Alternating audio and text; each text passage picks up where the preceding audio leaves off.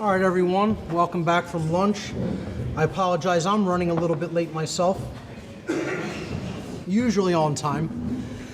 Well, let's jump right back into our discussion about different occult traditions. We covered a few in the first section, and I want to now move into talking about Kabbalah. The word Kabbalah in Hebrew means reception. And again, synchromistically this day, as the date 10/4, I tend to look at it being about reception, about being openness, relating to openness to truth. So Kabbalah was proper reception, the proper state of mind that one needed to be in to receive truth. It's an ancient system of Hebraic esoteric teachings, communicated to initiates through symbols and correspondences. The most well-known and significant aspect of Kabbalistic symbolism is the tree of life, this symbol on the left. It's formed by what's called sephirot, which means emanations. There are 10 of them. And these 10 sephirot or emanations are connected by 22 paths, forming this tree structure. The sephirot corresponds to various aspects of human mental and emotional characteristics. An 11th sphere named Da'at is not considered as one of the sephirot, but rather as the place from which the entire tree of life grows. And Da'at corresponds to the realm of hidden or occulted knowledge. As we'll see when I break down the tarot tradition in the last segment of the presentation, Da'at actually corresponds to the first of the 3 trivium steps: knowledge, understanding, and wisdom. You could see in the image that Binah corresponds to understanding and Hokmah to wisdom. But these 3 spheres at the top of the tree of life ultimately lead to the crown, which is known as Keter in Kabbalah, and that is the highest expression of consciousness. The Kabbalistic tree has correspondences to the Vedic chakra systems, with each level of the tree corresponding to a different chakra. So the Malkuth or kingdom level of the Kabbalistic tree corresponds to the root chakra. The Yesod or foundation Sephirah corresponds to the sacrum chakra or the desire center. Hod and Netzah correspond to the solar plexus chakra, a dualistic chakra because the will center is comprised of an internal aspect, courage, and an external aspect, will. And then Tiferet in the middle of the Kabbalistic tree corresponds to the heart chakra. And then Geburah and Hesed correspond to the throat chakra.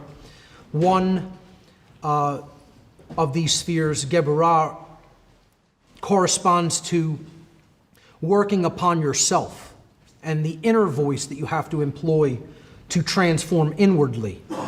Whereas Hesed or compassion, that sphere corresponds to influencing other people with your voice.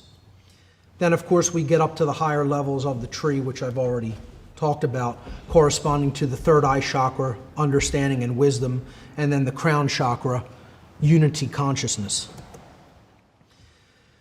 There are 3 pillars or paths on this tree, corresponding to the vertical columns.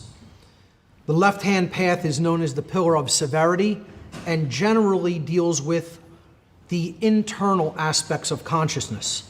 The right-hand pillar, the pillar of mercy, generally deals with the external or masculine aspects of consciousness, and the pillar of mildness in the middle represents the synthesis between those 2 paths.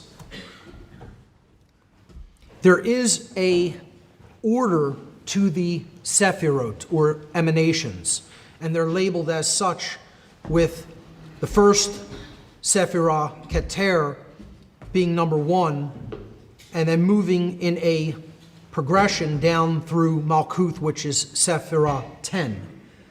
And the energy movement on the tree of life corresponds to a being that is moving upward in a state of consciousness from Malkuth, which represents base consciousness and physical world identification, up through the crown chakra.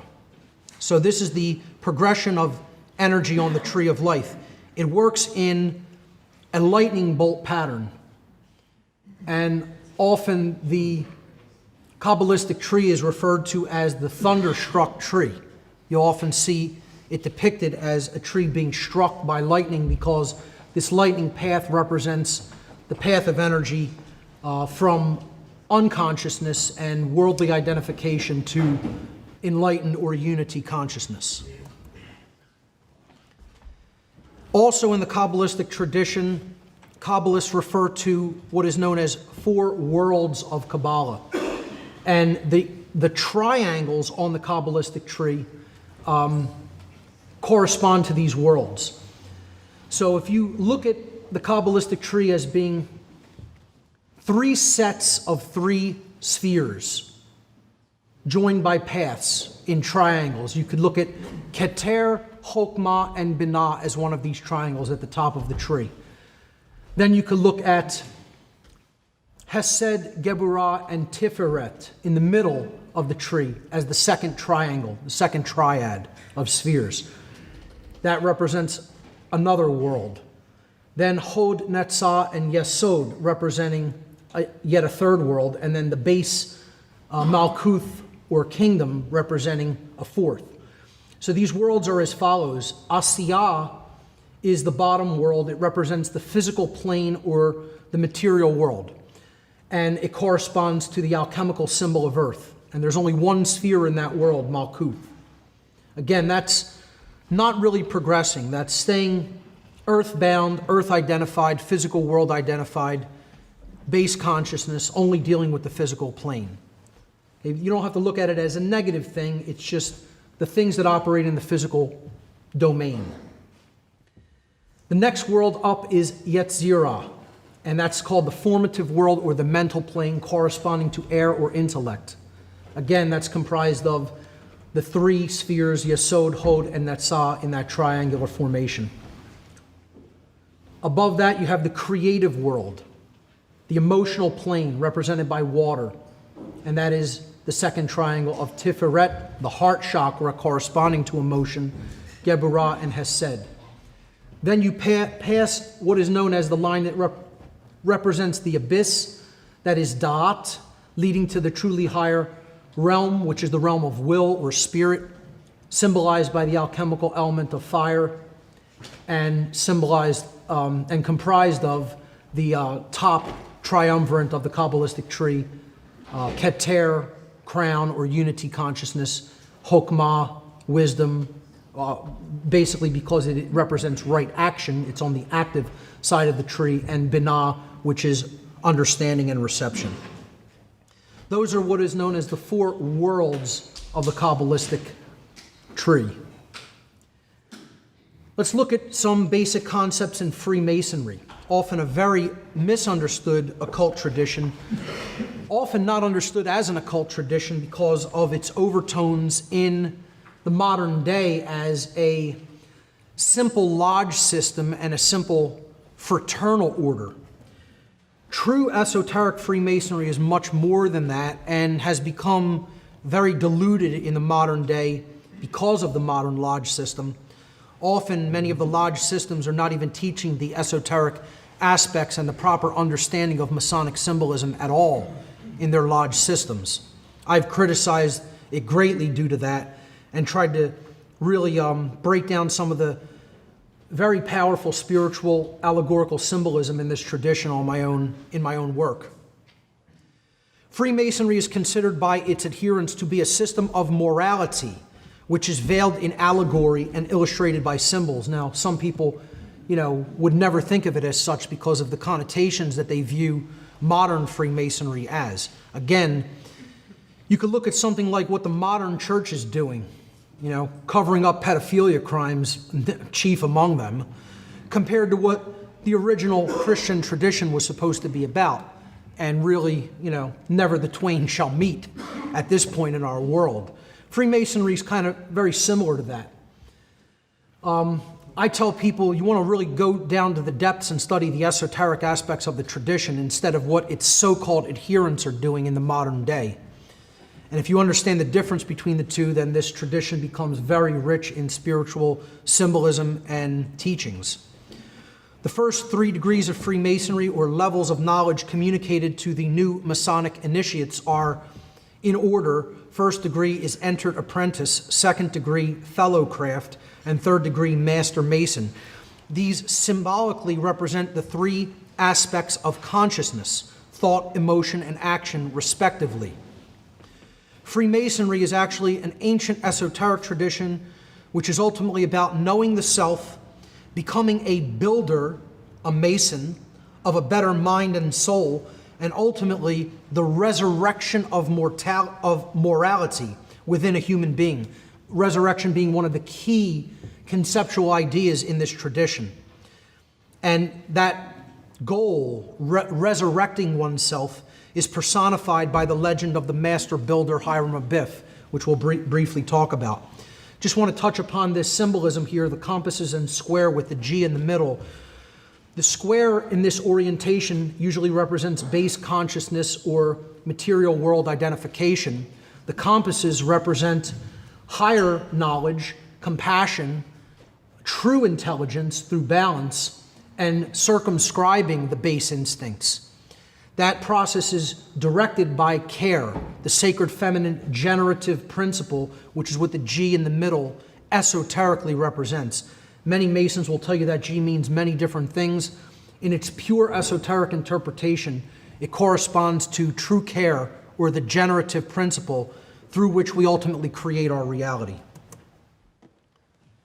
Resurrection, a huge theme in the Masonic tradition, ultimately embodied by the Masonic Christ figure, you might call him, Hiram Abiff, the master builder in the Masonic allegories. He's seen here in a coffin as a deadened form of consciousness, as true spirituality being in a grave, in a tomb. And the goal was to resurrect that divine spark or essence through getting in touch with truth and using the generative principle of care. Again, you see the all-seeing eye figure in an upward pointing pentacle at the top of the image. The whole goal of Freemasonry, true esoteric Freemasonry, is to become born again into conscience through the light of knowledge of the difference between right and wrong, or in other words, natural law. It is a system of teaching natural law in its pure form. The coffin tracing board of the third degree on the right-hand side is Hiram Abiff's grave. You see the skull and crossbones on the right-hand side on top of the coffin, representing the forces by which we will bury spirit if we only engage in intellect and action alone, not actually really using our spiritual insight to gauge morality, to gauge what moral action really is. The acacia sprig at the top of the grave is a symbol of the hope of resurrection, that natural law and morality can be communicated and received ultimately. Again, this tradition is very tied in with the Kabbalistic tradition.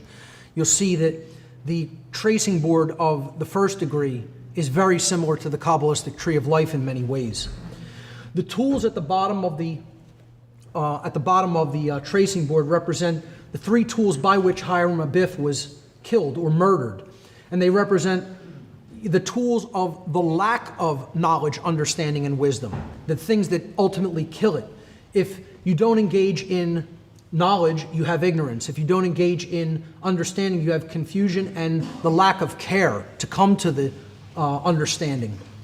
And if you don't engage in wisdom, you're not engaging in right action, and therefore you're in a state of cowardice and laziness, not engaging the masculine principle.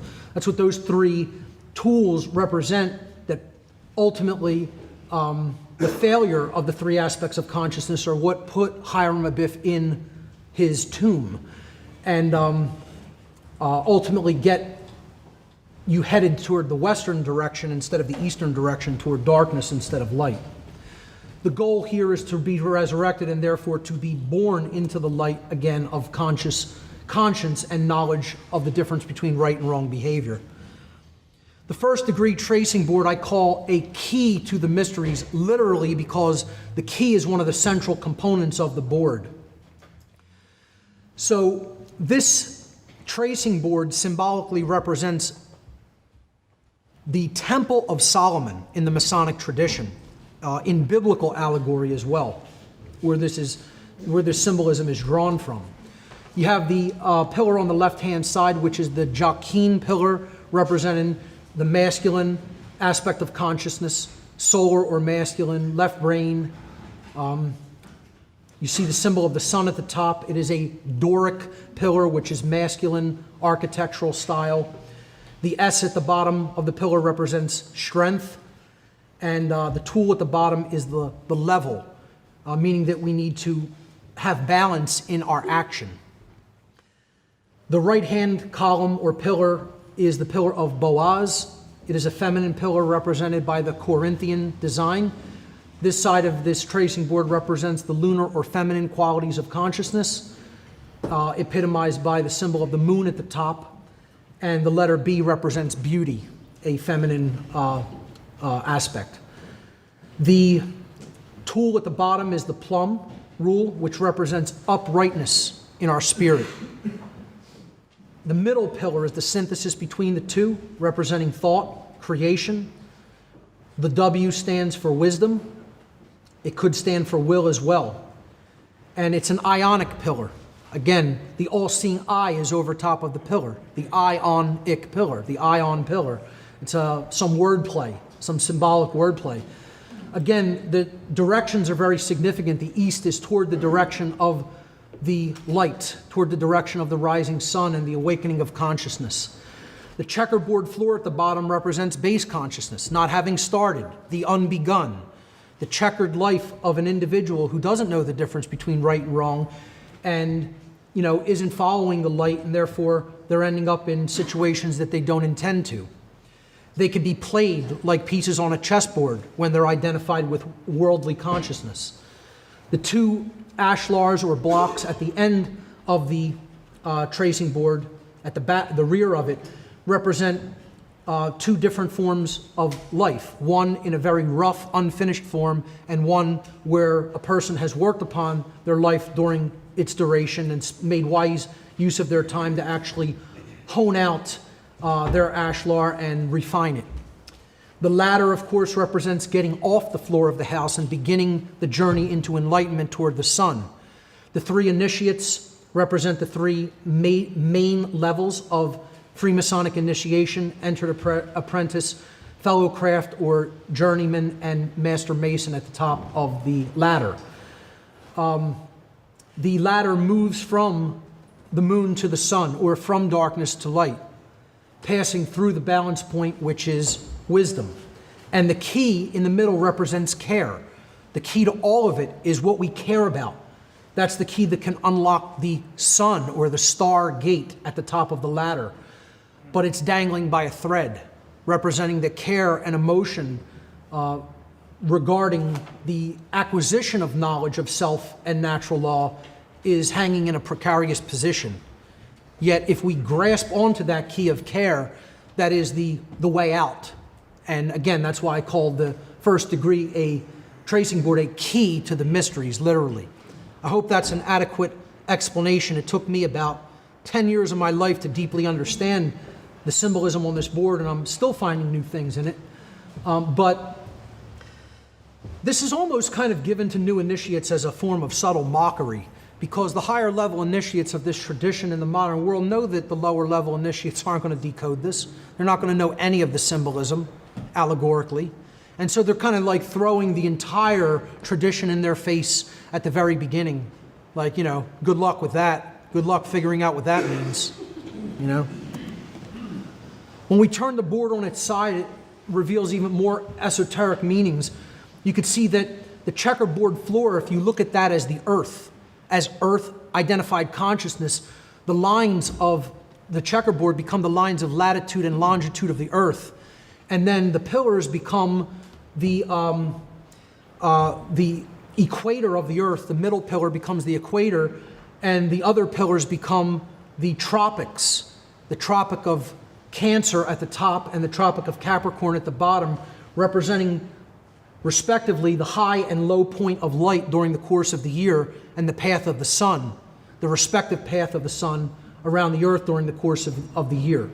So, we get winter at the bottom represented by the moon, the low point of light, and summer at the top representing the high point of the sun, with the latter leaving the earth and journeying out of darkness and into light, or out of chaos and toward order, toward the east, toward the realm of the gods, toward higher consciousness, toward the rising sun and the light of knowledge.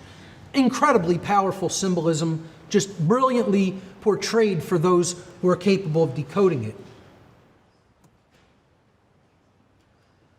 I call this the sigil of all masonry, a very deeply misunderstood seal that combines a lot of different symbolism, which I'm going to attempt to break down here today and help people to understand why this is the ultimate symbol of all forms of masonry, both light and dark. This symbol does not represent one thing, and it is not, you can't look at this in a unidimensional way of decoding the symbolism. It doesn't work like that. This is a dual symbol, very multifaceted. So there's five basic elements to this symbolism. You have the two phrases, annuit coeptis and novus ordo seclorum, which we'll break down in a moment. You have the all-seeing eye with the rays of light coming from it. You have the unfinished pyramidal structure built in stone or brick, and then you have the earth itself, okay? So those are the five basic elements that we can symbolically decode in this symbol.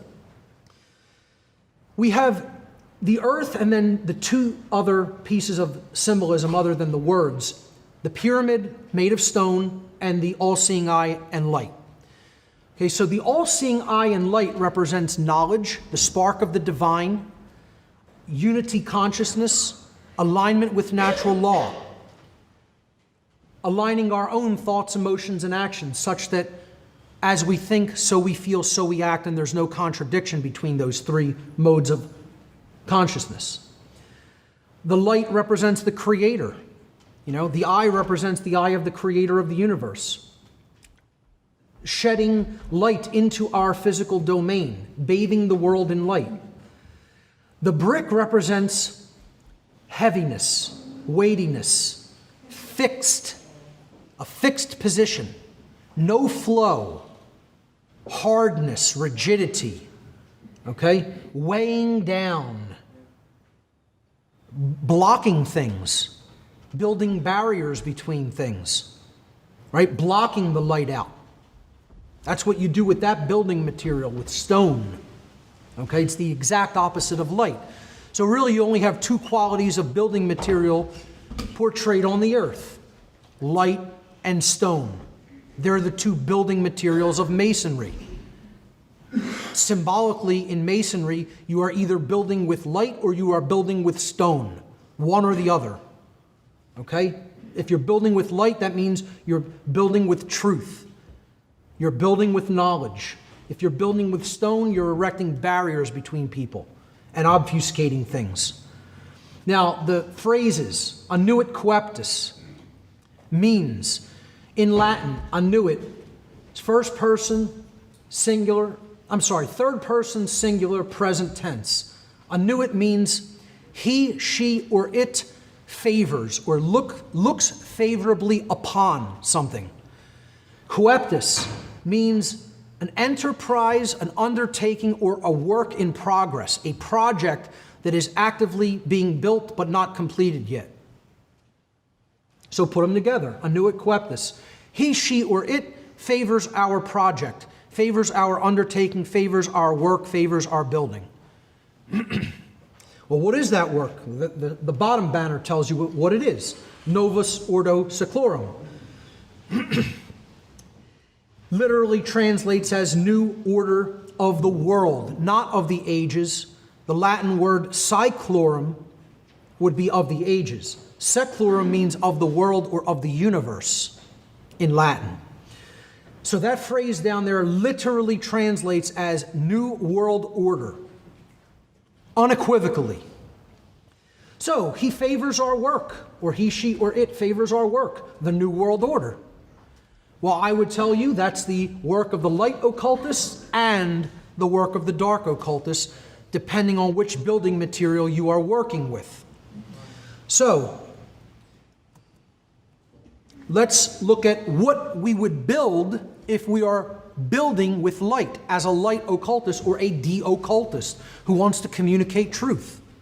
What would happen if we only build with light, and what another form of Mason does, what a Mason also does, is he tears down walls. He doesn't just build walls, he tears them down.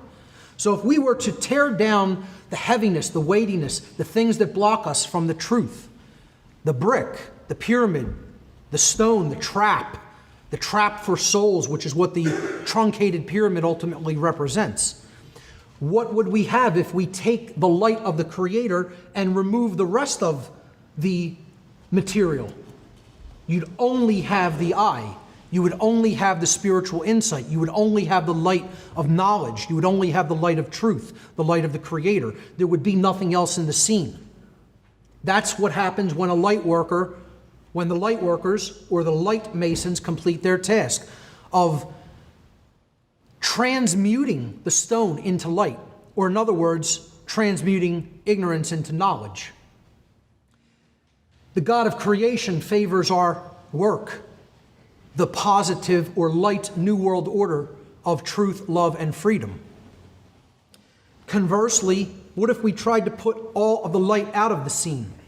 If this represents the world in a transition between light and darkness, going one way or the other, what if the dark occultists are trying to put out the light of the Creator from the world? Then what happens in the scene? Well, something like this happens, and watch it very carefully.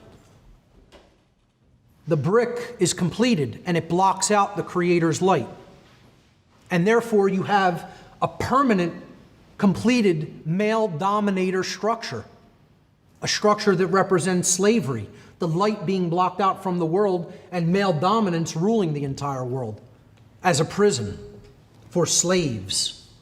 That's the dark New World Order.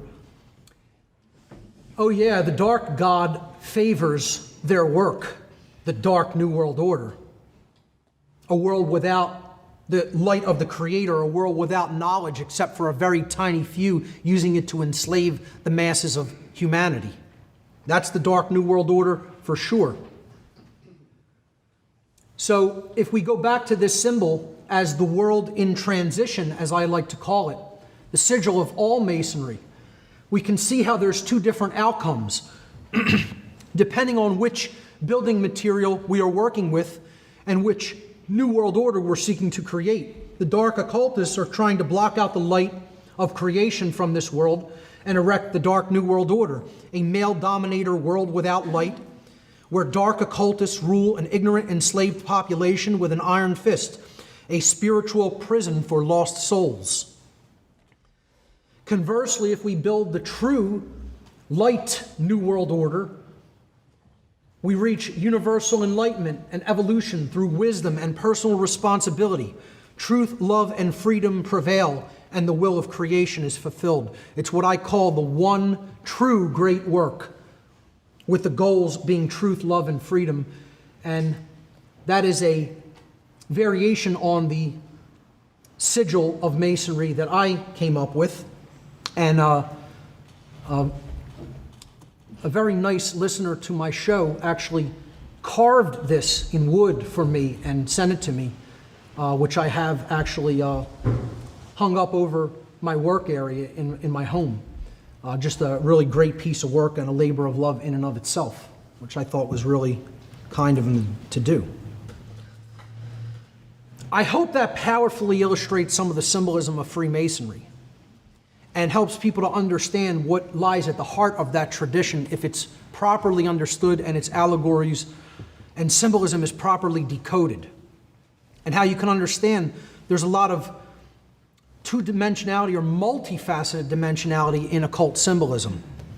I'll briefly touch on the tarot here because I'm going to more extensively touch on the major arcana of the tarot in the last section today. Tarot is infinitely more than fortune telling. Unfortunately, it's become synonymous with it in the modern day. The tradition of tarot uses rich, multifaceted symbolism portrayed upon a deck of 78 cards to convey truths regarding the aspects of our own being and the laws of the cosmos. The tarot deck consists of two components, the major arcana and the minor arcana. Again, you see the correlation to occult knowledge in general. Okay? The major arcana consists of 22 cards, 11 of which deal with the aspects of the human psyche, with aspects of the human psyche, and 11 of which deal with aspects of natural law. Again, I'm going to break down those 22 cards in the final section of the presentation today. The minor arcana consists of 56 cards divided into 4 suits: wands, cups, swords, coins, and coins, each consisting of 14 cards, each suit consisting of 14 cards, ace through 10 cards, plus 4, quote, court cards for each suit. Sadly, in modern times, the tarot is looked upon by many people as being nothing more than a prop in the repertoire of fortune tellers, quote unquote. While the system of cards could be used as an intuitive divinatory aid to ask and answer questions about what individuals' prospective future may look like, this is considered by serious students of the tarot tradition to be an ancillary usage of the tarot deck at the very best. The tarot was traditionally seen in its pure esoteric form as a means of conveying deep truths through covert means, without needing to write down or even speaking the occult message aloud. If a picture is worth 1,000 words, as the saying goes, a tarot deck, when deeply understood, speaks countless millions of words. It is a book. It is more than a book. It's a lifetime of lessons encoded into the symbolism. And if you really deeply study it, there's nothing that's not in it.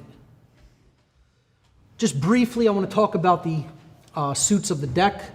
The suit of coins, depicted in green here, again represents earth, or the inherent qualities of the individual, and it is associated with the material plane. The suit of swords represents air or intellect, the mental plane. The suit of cups is correlated with water, and it represents our emotional qualities, the emotional plane. And finally, the suit of wands, depicted in the bottom right in red, represents the plane of will, or our actions, the masculine components of our psyche, represented alchemically by the symbol of fire, the upward pointing triangle. The Wheel of Fortune card, which is card number 10 in the major arcana, has some iconography on it that kind of tells us about what the tarot itself actually is and is intended to be used for. Many people call the tarot the goddess's book, the book of truth, or the wheel of truth, because of this particular, the symbolism on this particular card. Again, of course, the word tarot is actually in this card. If you start at the top, progress counterclockwise, and then come back to the top, the T at the top. If you reorganize the 4 letters of this card in order, in various configurations, you come up with 6 words that actually teach a lesson in and of themselves. The word rota, R-O-T-A, in Latin is the noun wheel. Again, the tarot is known as a wheel because it kind of loops back upon itself, and the symbolism is consistent with itself, and portrays the occult aspect of correspondence. That which is above is like to that which is below. We're going to see that greatly when we talk about the macrocosmic, the microcosmic tree of the major arcana, and then the macrocosmic tree of the major arcana. The word tarot itself is a phonetic equivalent. T-A-R-O is a phonetic equivalent of T-A-R-O-T. The Latin verb A-R-O-T, third person singular, arot, from the Latin verb arare, means to cultivate or to grow or to order something, to bring order to. The Latin verb orare, which is where we get O-R-A-T, orat, means to plead. It actually means to make an impassioned treaty, to beseech or to entreaty, an impassioned entreaty. It means to passionately ask somebody to do something. Not like beg as in, I'm begging you, give me this, but please do this, something like that. So we get the word orator, oration, meaning speech from that verb. The word Torah, it's a Hebrew word meaning law, T-O-R-A-H, transliterated into English from the Hebrew. T-O-R-A would be a phonetic equivalent, and then Ator would be a phonetic and truncated form of the Egyptian goddess of love, Hathor, who many people say that the tarot deck was dedicated to or patterned after the teachings of Ma'at, Hathor, and Isis, other different forms of Egyptian goddesses. That's why many people call it the Book of the Goddess. So we put all these together: wheel, tarot, cultivate or grow, plead, law, Hathor. The wheel of tarot cultivates or brings order or helps us to grow. It pleads the law of Hathor. You could say this as the wheel of tarot brings order by asking us to learn natural law or the law of love. Powerful symbolism right in the words that we can just, look at in a simple symbolic card. And that's only one of the cards. Again, I'm going to break down the tarot in more depth later. I'm just very cursorily touching on some of these traditions because I want to move on to symbolism shortly. Rosicrucianism is the next occult tradition I want to say a few words about. It comes from the Latin, the word itself, Rosicrucian, comes from the Latin noun rosa, meaning rose, and the Latin noun crux, crucius, meaning cross or crucifixion. Rosicrucianism is a tradition of esoteric Christianity that is based upon allegory and symbolism, as are most occult traditions. Its mythical founder is Christian Rosenkreutz, again, another Christ figure, another wisdom teacher figure, allegorically, symbolically in the tradition. Christian Rosenkreutz represents the soul on its journey into knowledge and enlightenment in the Rosicrucian tradition and its allegories. This is called the Rose Cross in the Rosicrucian tradition. This particular variant of it, I believe, came out of the Hermetic Order of the Golden Dawn, which dealt with Freemasonry, which dealt with tarot, which dealt with Hermetics, and certainly dealt with Rosicrucianism and Kabbalah, all of these traditions. The main symbol of the Rosicrucian tradition is the Rose Cross.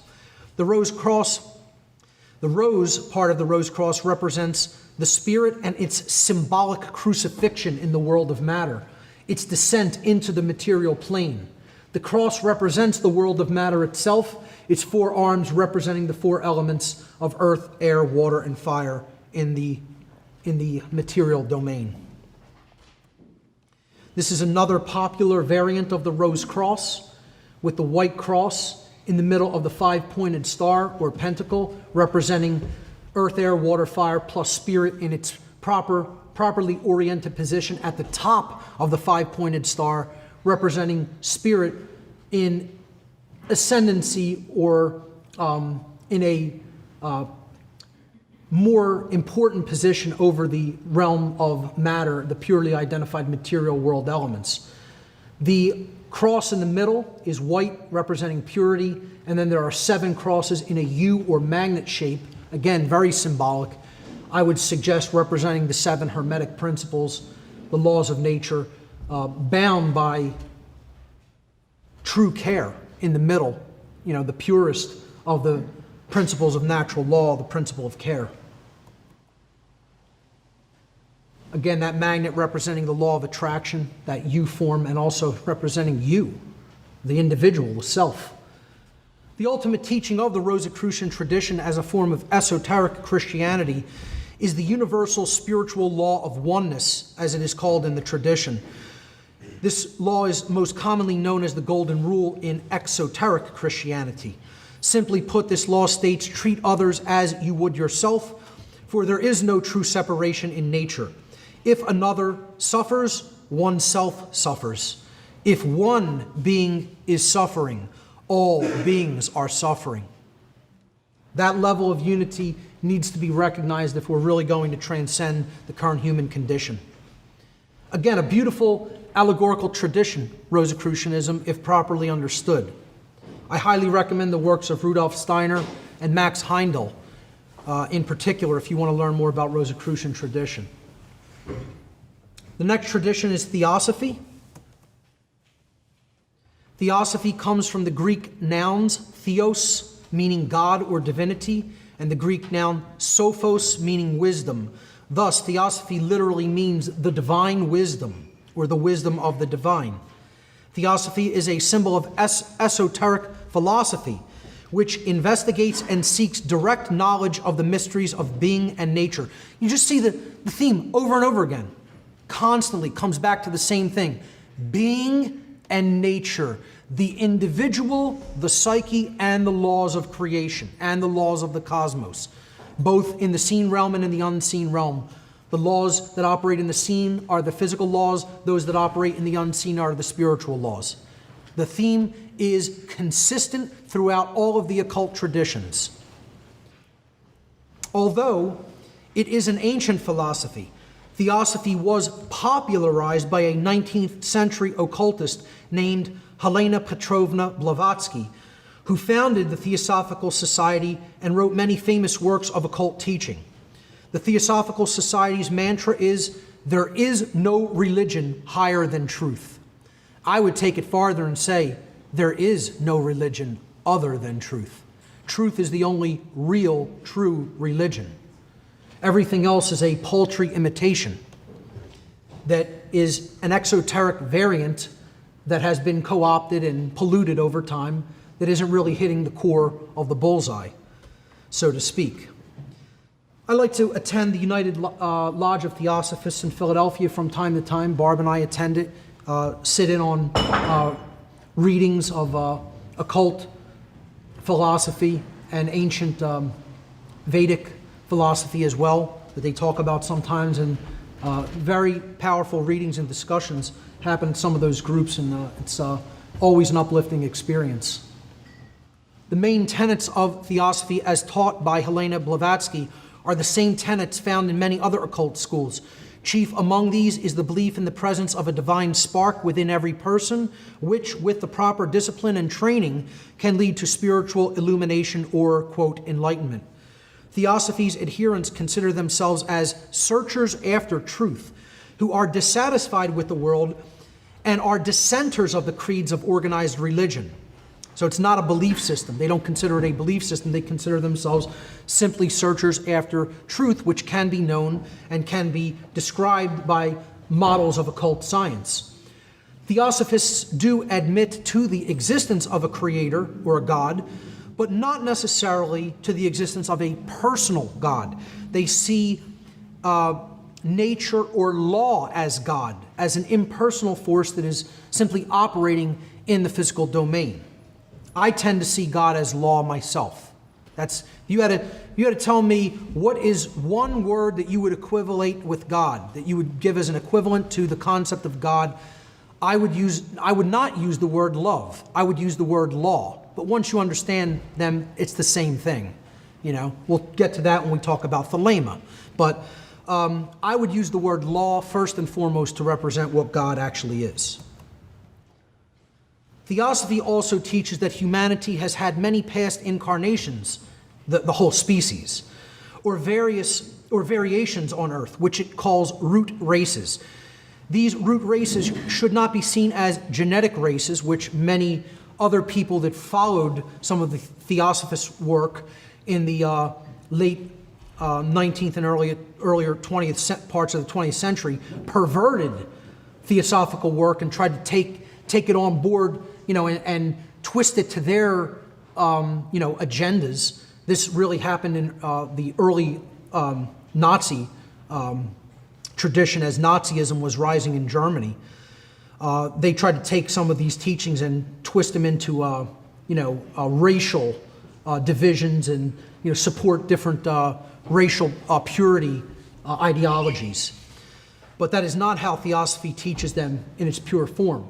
These root races should never be seen as genetic races, but rather as different types of civilization that had attained different levels of consciousness. Theosophy teaches, in keeping with the Hermetic principle of rhythm, that there is a cyclical quality or wave-like progression to time. It doesn't mean time moves endlessly in unvariable cycles. It means that it has a quality within it that generates a wave-like progression of choice points from which we can learn and grow, and at different times, through knowledge of what happened in past wave cycles, choose different results for ourselves. So it teaches that time has this cyclical or wave-like quality, progression to it, which imparts lessons and influences consciousness to produce certain outcomes. If humanity cannot raise their consciousness to a high enough level of awareness during the recurrence of such wave cycles, they may then experience setbacks in their evolutionary progression in the form of semi-extinction level events or cataclysms, which necessitate a restarting of humanity from a subsequent root race. And I think we're well along the way to that outcome, personally. I think nature only tolerates so much before it says, here comes a comet, let's see what you make of that. How about a supervolcanic eruption, a caldera going off in the middle of the land in which you live, and let's see what you make of that. That's what nature eventually does, because there's too many weeds choking the garden. And that's what humanity has become.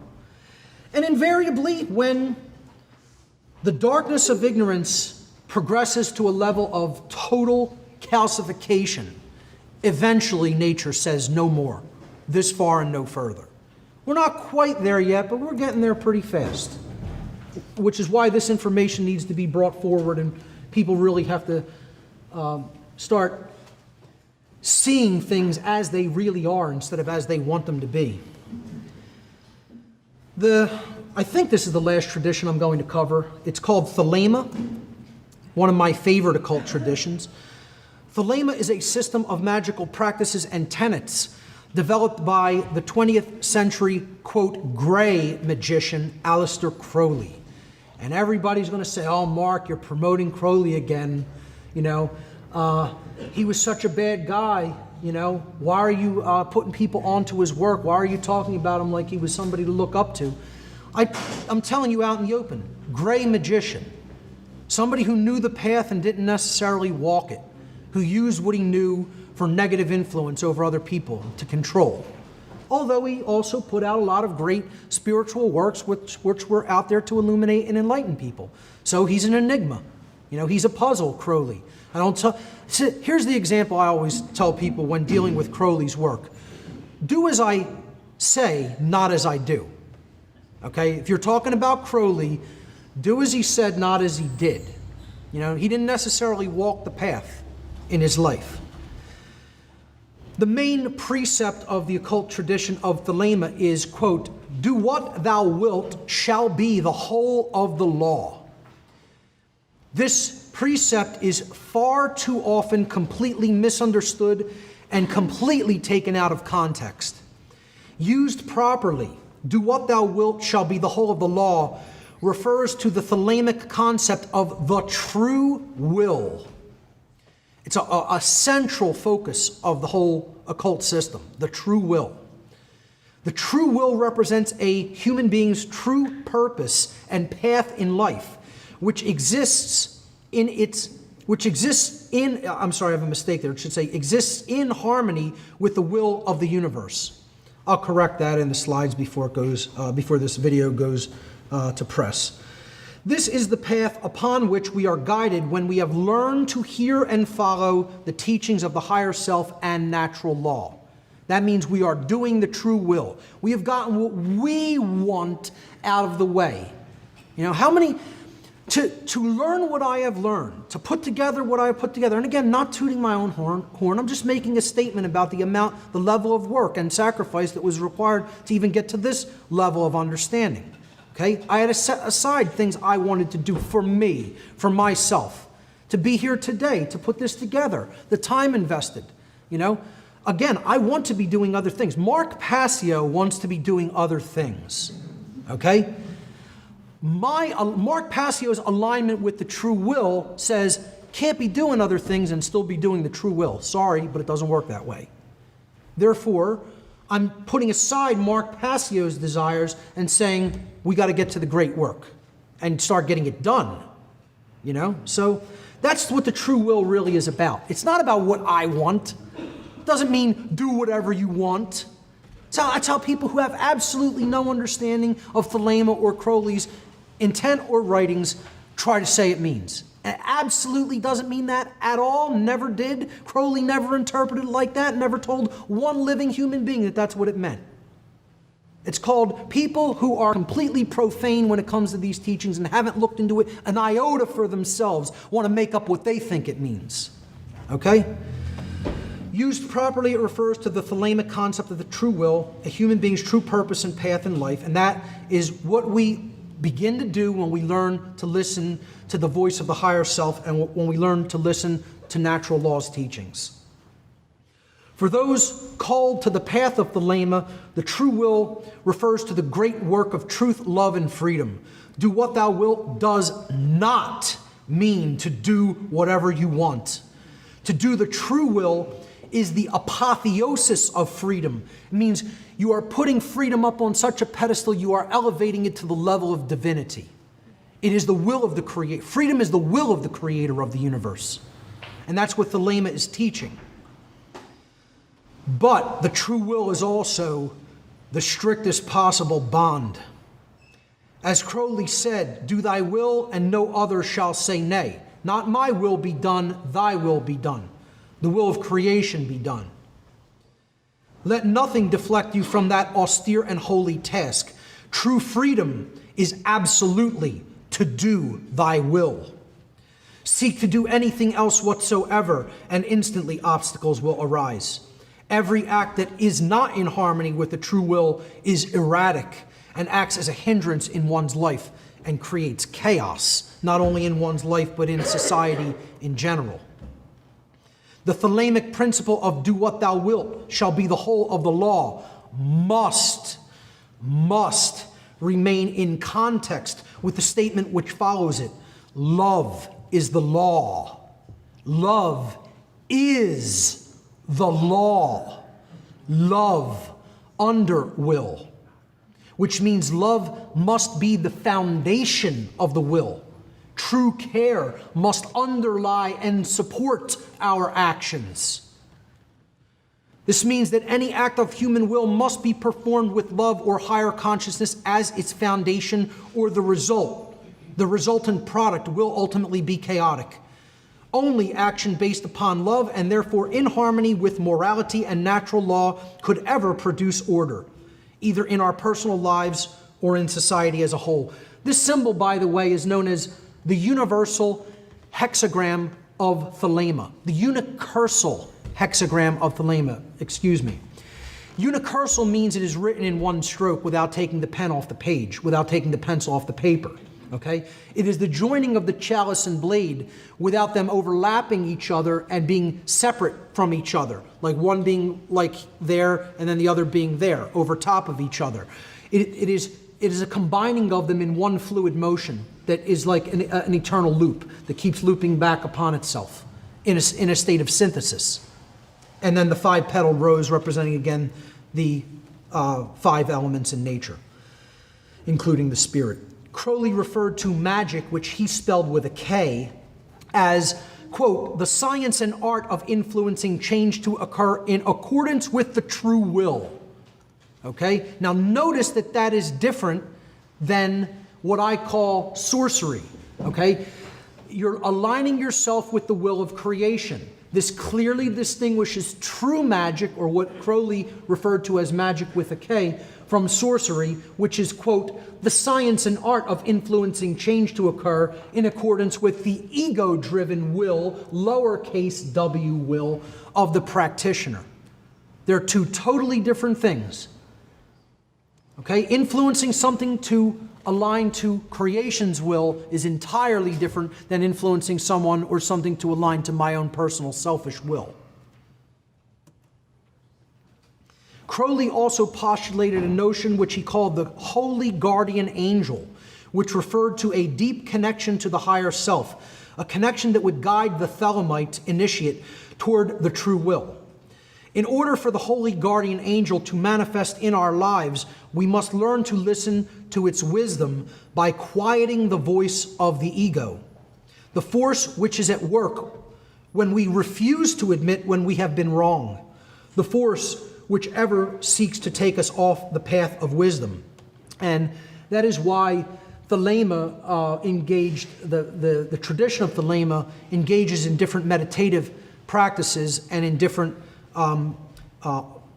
consciousness alteration techniques in order to quiet the egoic mindset, the voice that is constantly chattering saying, I want, I want, I want, I want.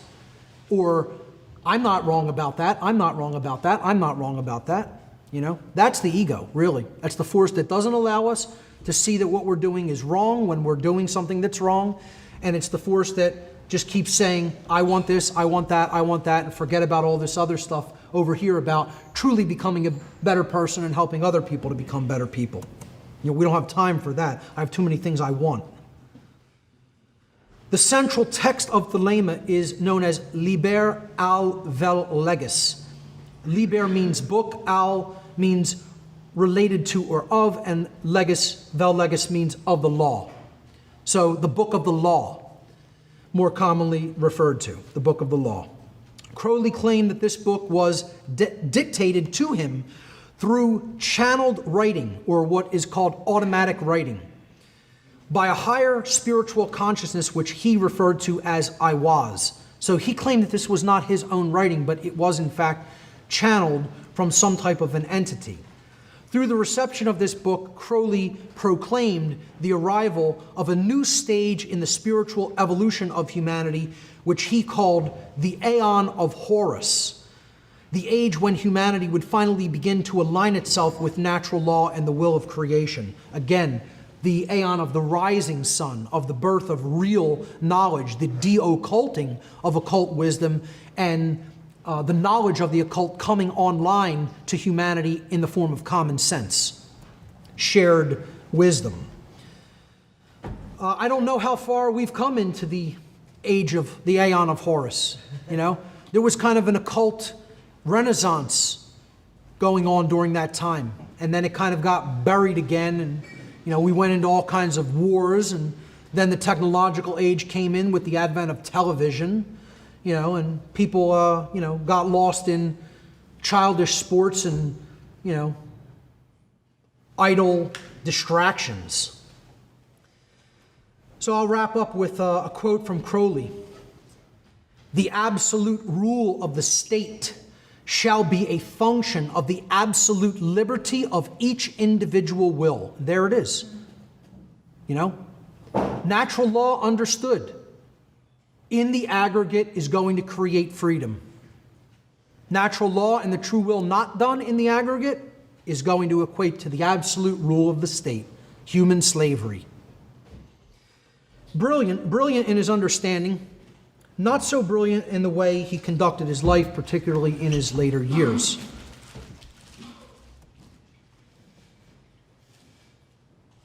Last aspect of occultism I want to touch on is dark occultism. I'm not going to belabor this too long. I just want to really talk about who are these people that I refer to as the dark occultists.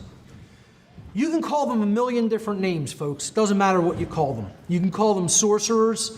You can call them dark Luciferians, those who have the light and use it for dark purposes.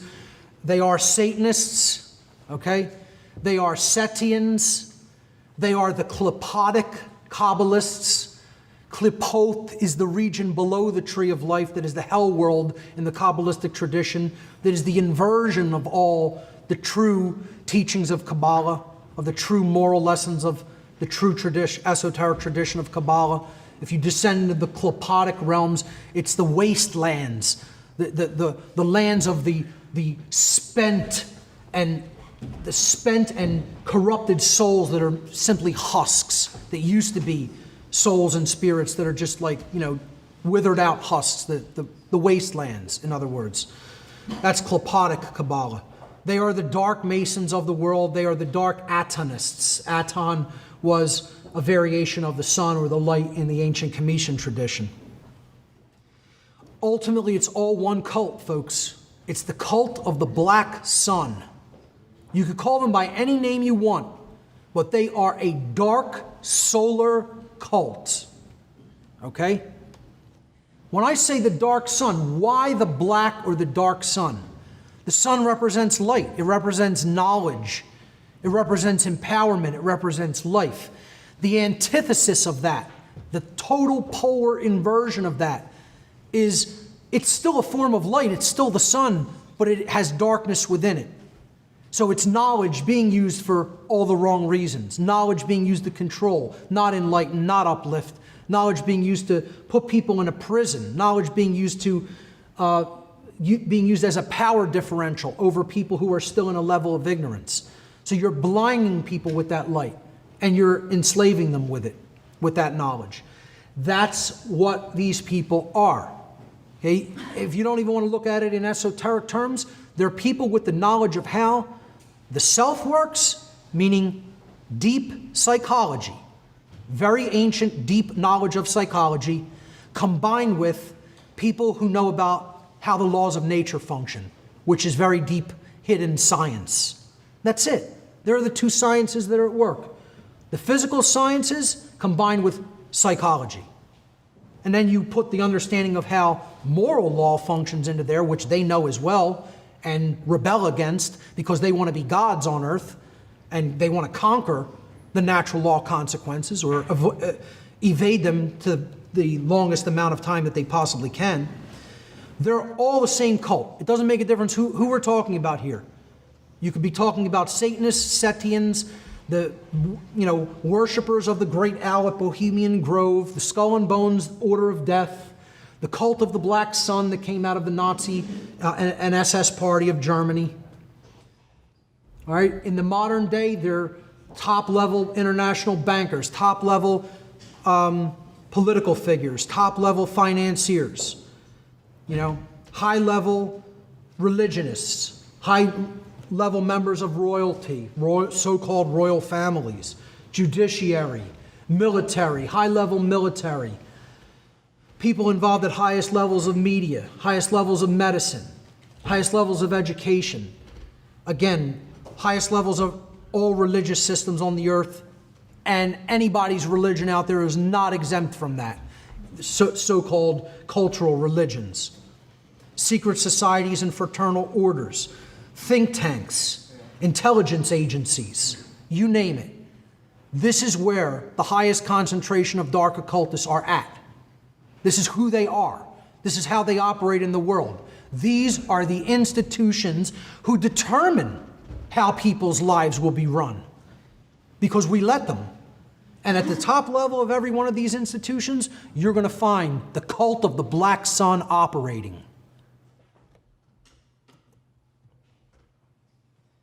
Helena Blavatsky, the main teacher of the occult philosophy known as Theosophy, tried to warn people about these sorcerers, about this dark solar cult.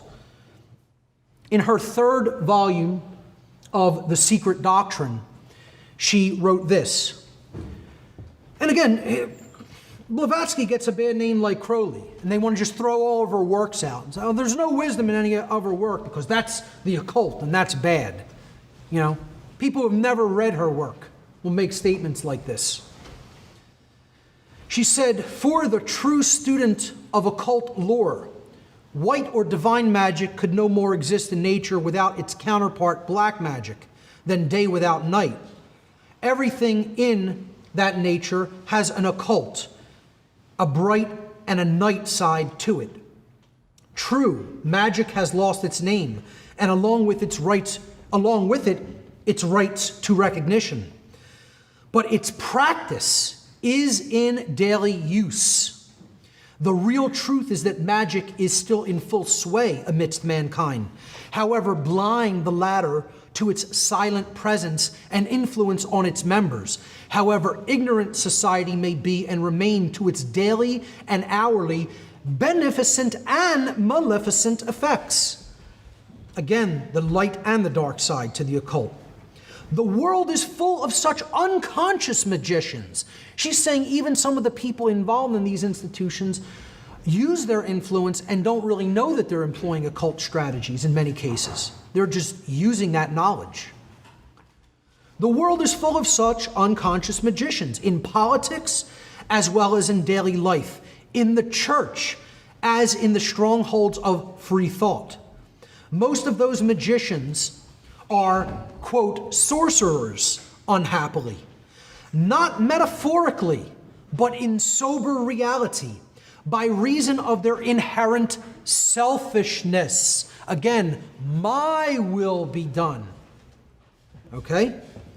Their revengeful natures, their envy, and their malice.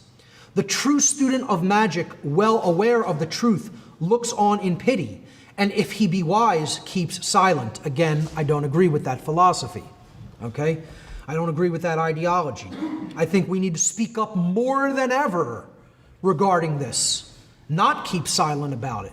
Again, I could present people who I have a great deal of respect for, and I don't have to agree with every single thing that they say. I could still have tremendous amount of respect for what they did get right and for the work that they did share. For every effort made by him to remove the universal cecity, which means blindness, is only repaid with ingratitude, slander, and often curses. Lies and calumny become his lot, and thus the well-wisher is soon torn to pieces as a reward for his benevolent desire to enlighten. And you know what I say? Damn it to hell, so be it. It doesn't matter what people make of it. It doesn't matter whether they don't want to take the wisdom. It doesn't matter whether they don't want to take the knowledge. I'm going to speak it anyway. That's what's going to happen. You know, and that's the level of courage and will that people need to step into. Which, sadly, I don't feel Blavatsky fully made it to. As many occultists didn't. And again, like I said at the beginning of the seminar, how many occult teachers are actually doing this, who claim that they're really knowledgeable of the occult? How many of them are out there sharing that knowledge with people, even in a rudimentary, cursory, introductory sort of way? Hardly any, a paltry number. You could probably count them on one hand. All right, let's move into some breakdowns of occult symbolism, which I think people should enjoy. Occult symbolism is a secret language hidden in plain sight. Symbols are all around us. They're in just about every walk of life that we engage in. From business to shopping to advertising to on the products that we use on a day-to-day basis, everywhere. I've been using them throughout this presentation, you know, to communicate messages in subtle ways, to correspond and correlate ideas. But people say, hey, why do we need to look at symbolism and interpret them and try to understand what symbols mean? Isn't that a big waste of time? You hear this again. The people who say this is all insignificant, again, over and over again, these people are the people who think it's just a political problem. All right? We just have to analyze what's going on in politics, find the right people for the position, the world's going to be fine. It's just we need some reform in government, that's all. And it's not slavery, you know. We just need to reform that financial system. If we just get control over coining the money again, it's going to be hunky-dory, you know. These are the people who would mock and ridicule the study of symbolism entirely. Semiotics, you know. They would say, you don't need to look into symbolism or break it down or try to understand what it means. It's all meaningless. It's just what one person says. It's their interpretation. And I agree. There are interpretations of symbolism, and not all symbolism means one thing. It can have many different interpretations. What I want to help people to understand is what's really being conveyed, being spoken. There's an energetic vibration that goes along with symbols. That's why they call it a symbol. It resonates something. It rings something. It sends out a vibration into human consciousness. And if you don't understand what that symbol, the frequency that resonates at because of its pure form, you're getting hit with that frequency, you're getting hit with that message, and you don't even understand what's being said to you. It's a form of illiteracy. It would be like me literally speaking another language that none of you understood to a person in the room, and I could talk about all of you behind your back without your knowledge. Well, that's what's being done through symbolism. And this is done through the use of archetypes. Archetypes are an archetype is an original pattern or model from which all things of that same kind are copied or on which they are all based.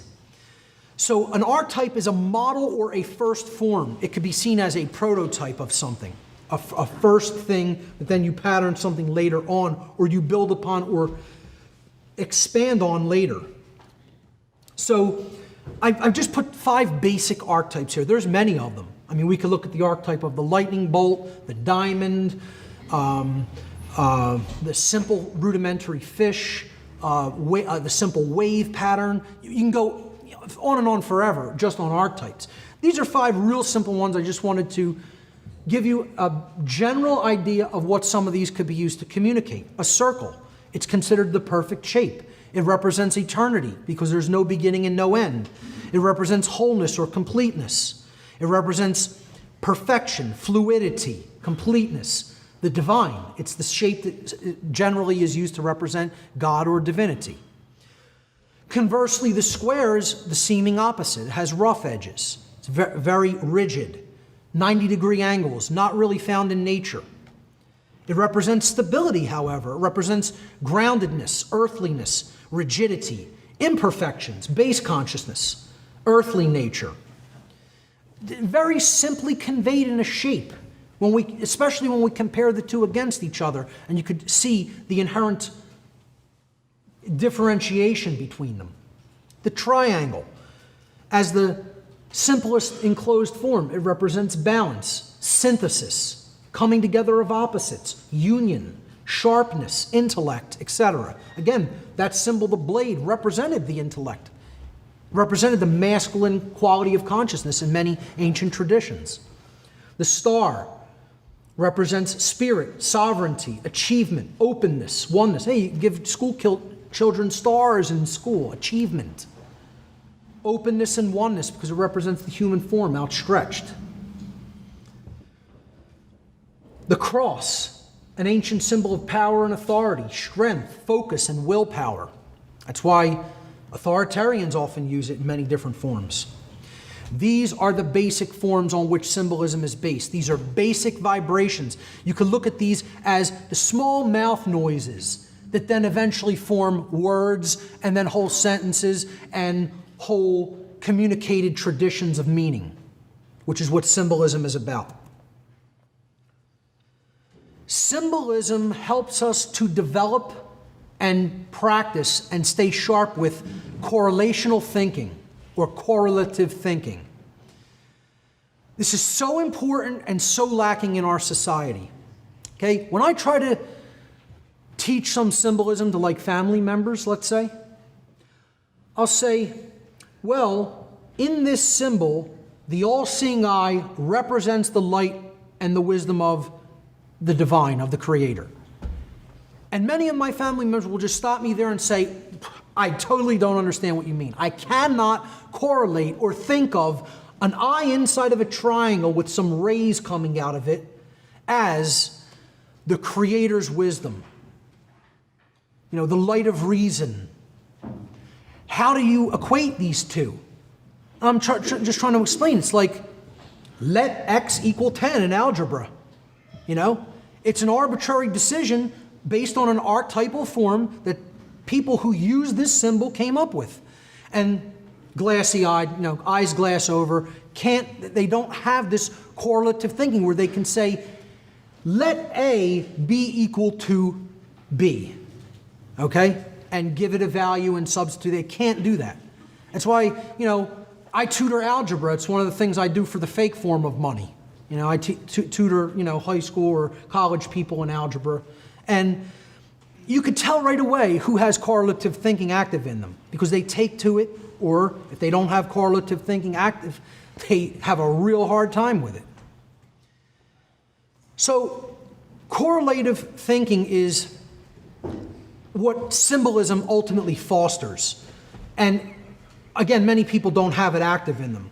So, for example, if I establish that pen, the symbol of pen equals 20, okay, and then I also establish bird plus wheel equals 50. You follow me so far? Pen is 20, bird plus wheel equals 50. And finally, I establish pen and bird are equal to each other. Well, what does wheel equal? 30. Now, most people can't do that. Most people on the earth cannot do that. I'm serious. More people alive on the earth cannot do that than can, because they cannot engage in a simple correlation. I know most of my family members can't. And I'm not saying that to insult anybody. I'm just telling you how it is. The majority of human beings will not be able to provide the answer for the value of the wheel in that simple correlative exercise, which is simple algebra. And they couldn't explain why that answer is so. Because if pen and bird are equal to each other, since pen equals 20, bird must equal 20. Then we could go over here, plug in the value of 20 into that equation where the bird is at. 20 plus wheel equals 50. Wheel must equal 30. That's why it's so. You know, that's a simple proof of that. So symbolic illiteracy combined with the widespread absence of correlative thinking has made it dramatically easier for those who use their knowledge of symbols and archetypes to manipulate behavior at a subconscious level, because they can sneak messages into wherever they want, and the person has no idea that there's an embedded message there, and they have no idea what it means. That's how they do it. And that's why it's significant to study. Now, I'm going to give you a great example of archetypal symbolism applied for mental manipulation. And I tell people, if you want the first example to study about what the occult is, this is one of the examples to look into. This is what the occult is applied in life. This is mind control applied in life. It's not my interpretation of that, it's what it really is. It's not just clever marketing. It's occult concepts that some people know how they work and some people don't, applied for the purpose of one group of people getting what they want at the expense of another group of people. So keep that in mind as I explain the Betty Crocker conundrum. In the early 1950s, a perverted form of Sigmund Freud's psychoanalytical approaches, championed by Freud's nephew Edward Bernays, were sweeping across America, even to the point where the Central Intelligence Agency was using these psychoanalytical approaches for mass control of the population. A great book to read on this is Jim Keith's Mass Control, The Manipulation of Human Consciousness. A place where it proved very successful was in the unassuming kitchens of middle-class families. Betty Crocker Foods had produced an instant cake mix. All you needed to do was add water to the supplied powder. In that time, this was considered somewhat of a miracle, of a minor miracle. The problem was that the miracle cake mixture did not sell at all. And Betty Crocker put a lot of money into research and development to come up with this stuff. They didn't want to have to go back to the drawing board. They wanted to sell what they came up with. In other words, they wanted to make people want it. They didn't want to accept the decree that had been given them, we don't want this. So undaunted, Betty Crocker Foods turned to the science of psychoanalysis to help, quote, solve the problem that they had. In other words, to make people buy something that the company already knew they did not want. Instead of trying to provide a product they did want, they wanted people to want what they had already invested R&D money in and what they had already made and put out onto the shelves that was a complete flop. And there was a reason it was a complete flop, which we'll get to. Crocker hired a Madison Avenue ad campaign firm to investigate through psychoanalytical techniques the underlying reasons that the housewives did not want the cake mix. And they did this through many interview sessions with many housewives.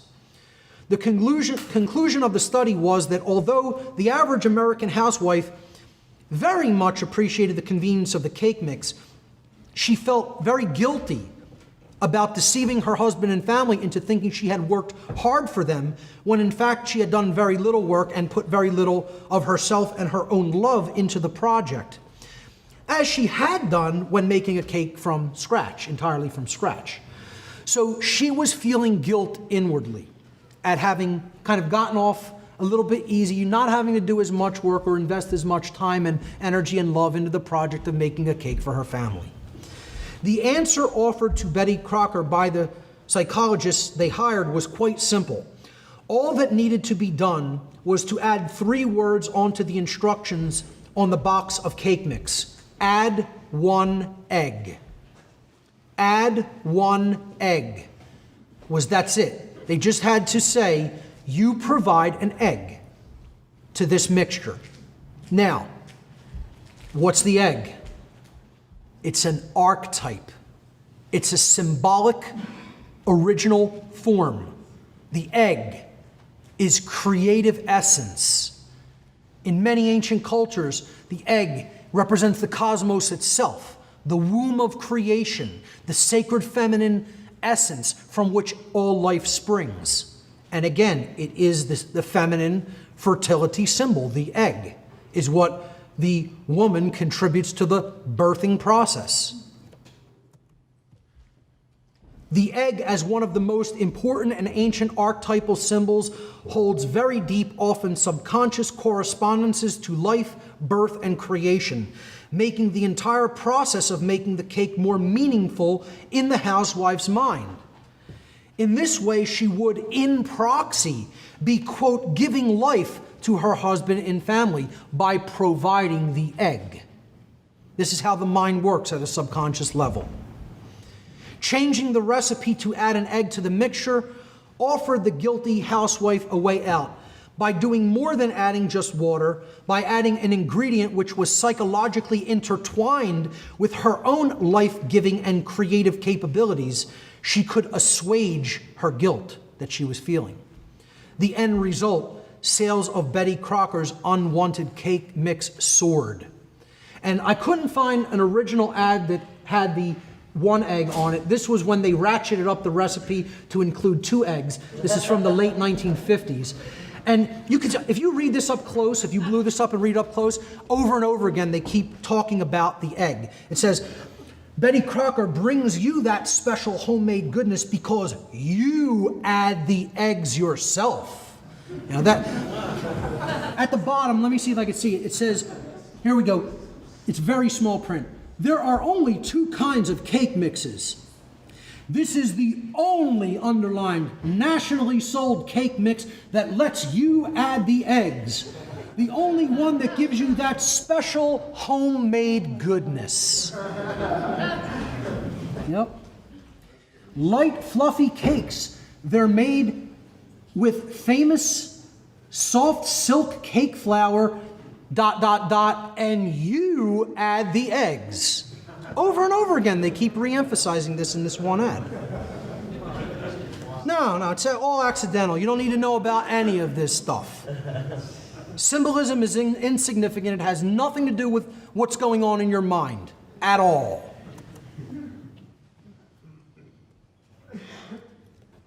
Let's look at some solar symbolism next. Again, the meanings of solar symbolism are always intertwined and related to light, life, life force or essence, the spirit, knowledge, power, enlightenment, growth, strength, kingship, sovereignty, trust, clarity, renewal, and resurrection. Because these are the things that the sun provides. Without it, there is no life. There is, nothing's going to grow on the earth. It symbolically represents the light of knowledge, which can be converted into power when applied. And those concepts were always associated with kingship and sovereignty as well. Now, let's keep that in mind when we see how it's used in product placement and advertising. If you go ShopRite to shop, are you going to be coming home enlightened? Are you going to buy the sun? You're going to come home with the light in your basket? That's what they're doing, symbolically putting the sun behind the basket, the shopping cart. And again, this is always done in proxy.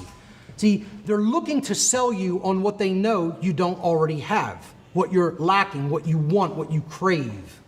So combine that with food products, combine it with, energy-related products. Again, the sun is the ultimate source of energy. What does the sun have to do with tapping into the lifeblood of the earth and taking oil out of it? Well, they want to correlate the idea that the natural light energy of the sun, they're somehow going to be selling you when they sell you this oil, when it has nothing to do with that. I'll show you in a later section where they know it's the blood of the earth. Literally, it's the lifeblood. And that's why they put the blood drop on many oil logos as well. But every one of these symbols is archetypally bringing the image of enlightenment and the sun into the product placement. Again, what was it another symbol for? Sovereignty, kingship, knowledge, light, trust, sun trust. People have to trust the bank they're going to put their money into. Citibank with the rising sun. Target with the ancient archetypal symbol of the sun. Here's some products you can trust. Lucis Trust, a New Age publishing company. Sovereign Bank. You won't be getting any sovereignty there. You see solar symbolism embedded in architecture. Zodiacal symbolism, astrotheological symbolism, the Arc de Triomphe in the middle of the 12-spoked wheel, representing the 12 houses of the zodiac, the sun's progression through the year. And there you see the rays of the sun right around the street system that the arc sits in the middle of. Hopefully people can see that. I hope it's not washed out too badly. You trust this guy? Well, that's why he's using that logo. He's the new king. You should trust him. He has your better interests in mind, like all presidents do. It's a brilliant symbol, though, and most people never caught on that it was a sun, because it's white in the middle of the American flag colors. But it's a sun coming up over the horizon. Or is it setting below the horizon? I don't know. But archetypally, that's connecting with trust for people, power, knowledge. The things that somebody like that who's a con man, a confidence man who wants to gain other people's confidence wants to portray. And it doesn't make a difference, whether it's him or some Republican, they all do it. Like I said, blood symbolism is another big thing, especially when it comes to banking and oil. You'll see this. You just look for it, you'll see it. And again, the symbolic correlations are to life, the life force, vitality, flow, movement, and fluidity. Well, what are oil and banks all about? Flow, right? Flow of energy, flow of commerce. Well, what are they really telling you? Are you going to a blood bank for your life force energy? That money is your life force. You can't live without it, just like you couldn't live without your blood? Isn't that the deep-seated psychological correlation that they're trying to portray by putting a blood drop and associating it with a bank? And, it doesn't even look like a C, That's the C from Commerce Bank, but it's a blood drop. And very many oil companies use this as well, because they know that oil is not what people claim it is, a fossil fuel. It's a substance that the earth completely renews and regenerates, just like we make new blood when pints of it are taken out of our body. And that's what we're doing. That's what they're doing. They're vampirizing the earth like vampires, taking the blood, sucking the blood out of this planet. Let's look at some astro-theological symbolism. Again, the meanings and interpretations here range from authority and power to intelligence, divinity, again, associated with the heavens, the higher realms, the realm of God, the realm of the angels, the realm of the stars, travel, getting away from here, getting off earth to the higher realms, to the stars and heavens, escape, comfort, pleasure, peace of mind, sexuality embedded in astro-theological symbolism in many cases, fertility and union. And again, these are all things people want. That's why they always work these into symbolism for products. Right? These are the things people want to connect with. It's what they want present in their lives. And so you put that in proxy in the symbol. Now, astrotheology is traditionally used widely in religious traditions, of all religious traditions. Islam uses the iconography of the moon constantly, astrotheological symbolism. Judaism uses the astrotheological symbolism of both the stars and Saturn in its religion. And of course, Christianity uses the astrotheological symbolism of the cross of the zodiac and the symbol of Pisces, because we are in the Piscean age when it comes to the precession of the equinoxes, astronomically. So look at the cross in this symbolism. You have it on the Pope's mitre. You have the fish head of Pisces as the Pope's mitre, the open mouth of the fish on his head. The fish symbol is the representation of Christ in modern Christianity. But this symbol in the ancient Comitian tradition was in its upright position, not on its left side as it is today in its imbalanced form, but in the balanced form with the point pointing upward was the symbol of the Shem Suhor, which was a group known as the disciples or the followers of Horus, the rising sun. Again, that's what the Christian tradition is it's a retelling of the solar deities of the ancient world, particularly Horus, Tammuz, Dionysus, Mithra, and others. But you see the zodiacal cross of the greater and lesser crosses, or what is known as the cross of St. George and St. Andrew in the middle of Vatican Square. You have the Pope holding the symbol of the cross. You have the cross on his sachet that he's wearing. I mean, it's replete with astrotheological themes, one of them being the cross. Here you see Aries symbolism in product placement. Again, that's connected with comfort and sexuality. The Dodge is actually, the ram there is actually, it's symbolic of the feminine womb, the fallopian tubes in the womb. The Aries symbol of McDonald's and the colors of comfort, red and yellow, which you see constantly associated with food, particularly food that's not so good for you. Again, astrotheological symbolism always associated with comfort. That's why they'll sell you that symbolism in the Starbucks logo as well. The comfort of the goddess, the moon, the crescent moon symbol, the sovereignty of the upward pointing stars. You know, that you're just going to get an overpriced cup of coffee. You're not going to get any of those things, you know. The Saturnian symbolism, constantly the swoosh representing the ring of Saturn, the rings of Saturn. It's been pointed out by many people that Nike is just Enki, you know, in a different order. I find that pretty interesting. But it's about higher realms, communication, trust, sovereignty. That's what astrotheological symbolism always deals with. Travel and escape and comfort, also themes embedded in it. You see so many cars using astrotheological symbolism. This is just a handful of them. Saturn, Mercury, BMW. Saturn and Mercury are blatantly obvious. BMW using the astrotheological cross motif. Star markets and ATMs. The Piscean symbol, mainly in the form of the Vesica Pisces, or the overlapping circles, in many products. Chanel, it's a womb, it's a rudimentary womb symbol.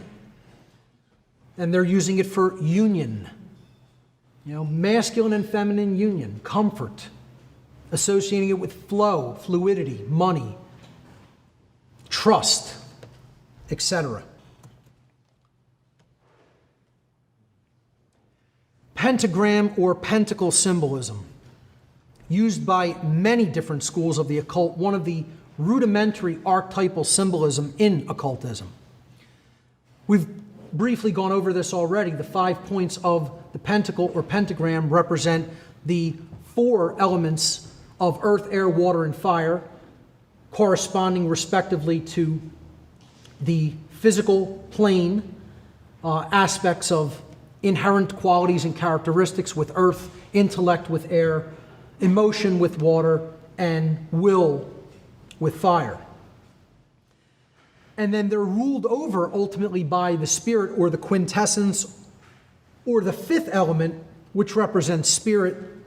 And in its proper position, this point would be placed upward over the other 4.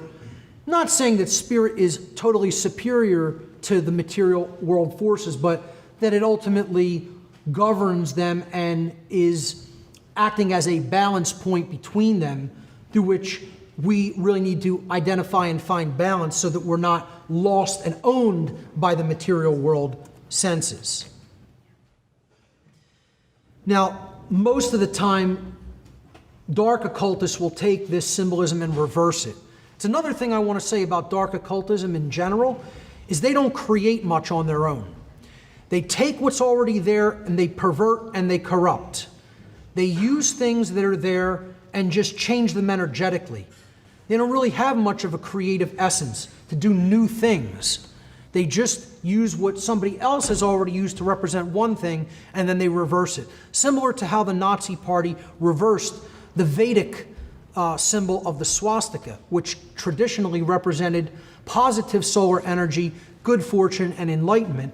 And they took that, turned it the opposite direction, made it the crooked cross of the SS and the Nazi Party, and they turned it into a symbol of death, bad fortune, destruction, and totalitarianism, which is just a perversion of what it formerly meant. So you'll see this used in control institutions and in dark occult orders, the pentagonal symbolism reversed. Here you see it in the Victoria Police's logo. They're not upholding your rights, folks. They're upholding the divine right to rule of the crown. That's why the crown sits atop the inverted pentagram. The spiritual point is thrust downward into the ground, and they're not upholding anybody's rights but who they consider the sovereign, some clown who thinks that they have the divine right to rule over other people because of the nature of their bloodline that they were born from. You see this done in some fraternal orders, like the Fraternal Order of Police, and in the woman's Masonic affiliate order, the Order of the Eastern Star. Of course, you have the pentagonal symbolism at the pentagram building, the center of intelligence in the United States, and that exactly correlates to the middle of an inverted pentagram. Now, when it comes to inverted pentagonal symbolism or pentagram symbolism, one of the best examples is the street system of Washington, D.C., just above the White House. And again, people will debate this and insist there's nothing to this, and because of a specific reason, which I'll get to in a moment. But this is the White House from a Google Maps image, seen from overhead, and you are, I believe, looking due north is in the upward direction. So directly above in the northern direction, which Masonically is considered a place of darkness, pointing down toward the White House is an inverted pentagram embedded in the street system. Now, people will say, well, that's not even a complete reverse pentagram. One of the biggest types of pentagrams in dark occult symbolism is known as the Faustian pentagram, particularly used in Satanism and other forms of dark occultism. A Faustian pentagram deliberately leaves one arm absent or broken And what that symbol represents is a pact with the evil or chaotic force in the world. It represents a pact with the force of entropy and darkness, that power will be delivered unto you and into your hands if you agree essentially to give your life essence or soul over to that force. Hence, the Faustian pentagram is also often referred to as the pentagram of pacts. Now, the people who bash researchers who look at the symbolism in the street system of Washington, D.C. as a form of geomancy, which is what this is, directing energy through architecture and lines of energy on the earth, will say, how could you even say that represents an inverted pentagram when, that arm isn't there, that last part of it isn't there? What I'm trying to explain to you is that makes it all the more indicative that this was a deliberately created design that deliberately left that arm specifically open because it represents a Faustian pentagram. But people who don't look into the dark occult would never understand the concept of the Faustian pentagram, never have come across it at all. It comes from the German play Faust, in which Dr. Faustus sells his soul to the demon Mephistopheles for worldly power. So that's pentagram symbolism. Let's take a look at the symbolism of the all-seeing eye, which we've already really gone into. Of course, this represents God, the creator, divinity, source, light, knowledge, truth, intelligence, the spark of the divine, sovereignty, and unity consciousness. The Trinity. Used all over the place in iconography and government, in media, banking, financial institutions, intelligence agencies, fraternal orders, etc. Very popular symbolism. And so you see it in the Information Awareness Office. They want to be God and be omnipotent and have all knowledge of everything that's going on the earth, working with many other intelligence agencies. British Secret Service, the MI5 with the eye at the top of the pyramid. CBS logo of the eye. Of course, we looked at the sigil of the reverse of the Great Seal of the United States on the back of the dollar bill, what I call the sigil of all Masonry. The all-seeing eye is prominently used in Freemasonry. There you see it used with the compasses and square with the G. It's used in some financial institutions, and it was part of the AOL logo. The illuminated torch symbolism, yet again, another symbol that represents light, knowledge, truth, intelligence, and clarity. Of course, we see this carried by the Statue of Liberty. None of these symbols are necessarily bad, folks. We can't look at this as all subversive. Some symbolism is used to convey uplifting messages and qualities. I don't look at some researchers look at the Statue of Liberty and say, that's the dark occultist negative variant of the goddess. I personally don't see it as such. I see it as a very positive symbol of exactly what they talk about it as: liberty, freedom, through knowledge, through enlightenment. She's holding a book. The word book, liber, in Latin, it meant two things in Latin. It meant book and it meant free. The same word meant book and free, L-I-B-E-R, which is where the word liberty comes from. They were correlating those concepts deliberately. That if you have knowledge through books about what's really going on in the world and what is really going on within yourself that you've studied, that you're then going to look into in yourself, and you have read about and learn lessons about history, about what people did wrong in the past, and learn about natural law and how it works through wise people bringing it down to you through time, through hard work and sweat and blood and sacrifice to preserve that knowledge. Maybe, just maybe, that's going to correlate with the concept of freedom, with the state of freedom too. So I see that as a representation of the positive aspect of the goddess, who was a goddess of love, truth, and freedom. I see the Columbia Pictures logo as being positive as well. but it's certainly goddess symbolism, and the illuminated torch there representing knowledge.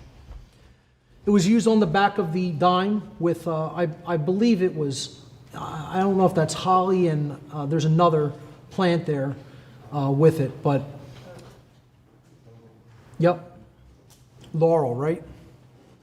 And then the Amico illuminated torch in their oil logo. So different people will use symbols for different purposes, but ultimately it's representing something that they want you to identify with and want.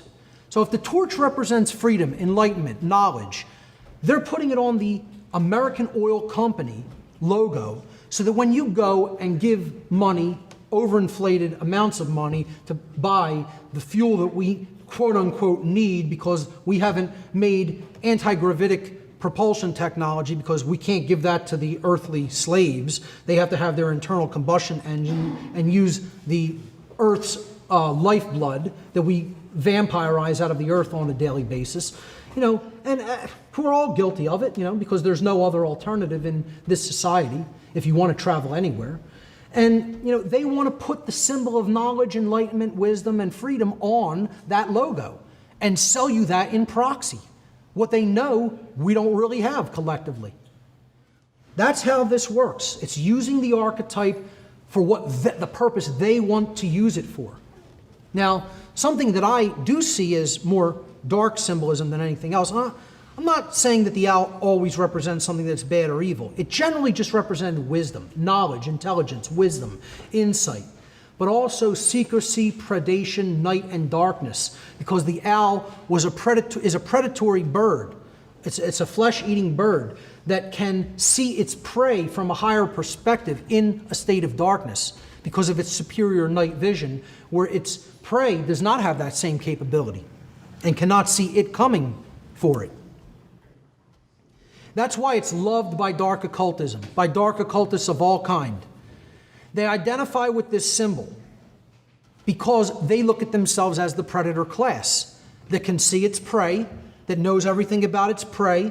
They see it from a higher perspective, where its prey is on the ground, very low, at a lower level of consciousness, and they're in a position to very easily take advantage of that differential in knowledge.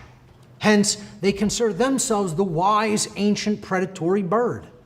And that's why they use that symbol at meeting grounds like Bohemian Grove. A ritual of it depicted there, and one of their main sigils with the Bohemian Club owl with a belt around it representing the Ouroboros with the phrase, "weaving spiders come not here." So they're trying to convince people they're not there to do any work. They're not there to actually get together and conspire. They're there for a simple vacation where they're just going to blow off steam and perform some homosexual acts with, paid homosexual prostitutes that they bring in there. But, a big point of contention in some occult research is the owl at the Bohemian Grove. Does it represent Moloch, which is a Canaanite deity from the Levant area and ancient Phoenicia Canaan, which was seen as a bull in that tradition because he represented Baal, an older Phoenician god, Bel or Bil, which then morphed into the Canaanite god Baal or Baal, was often sacrificed, had children sacrificed to it. These burners that they actually created, these huge immolation pits, they would actually, during what was called the season of sacrifice, a 40-day period at the beginning of spring to the midpoint of spring, to give homage and sacrifice to their sun god, Bel or Bil or Baal, they would take the purest thing in their society, which was newborn children, and offer some of them to this god, the solar god, because they believed that the life force energy was in the blood, and the blood had to be offered to the god of the sun in order to ensure a bountiful harvest and the growth of crops, because that's how they looked at the cycle of life force energy. Through the blood, through the sun, through the earth, through the growing of crops in the springtime, and then being harvested in the summer toward the fall so that they would be able to survive the season of death, the winter. The concept of the immolation rites of Canaan, of the Canaanite tradition, these rituals were actually known as Molochs, M-O-L-O-C-H. Okay? The Moloch was the ritual. The god that they were sacrificing to was Molech, M-O-L-E-C-H. This became tied with some symbolism of the owl in that region, particularly because this region was close to the Sumerian region, and some of the belief systems of Sumer promulgated to that region, and the owl was a big symbol of goddess tradition and solar cult tradition in the Sumerian and Akkadian regions. So these concepts of the bull god and the owl god as being solar deities kind of crossed over with each other. And I would say that the Bohemian Grove owl does correspond to Baal. It does correspond to the sun god that they worship as part of this cult of the dark sun that I've been talking about. And they certainly perform a sacrifice ritual to that owl. It's called the cremation of care.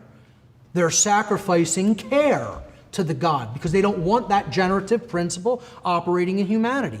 So what do? In effigy, allegedly, they burn a child. It's a male child. And what is the name of that male child in the ceremony, the dark occult ceremony known as the cremation of care? They call the male child dull care.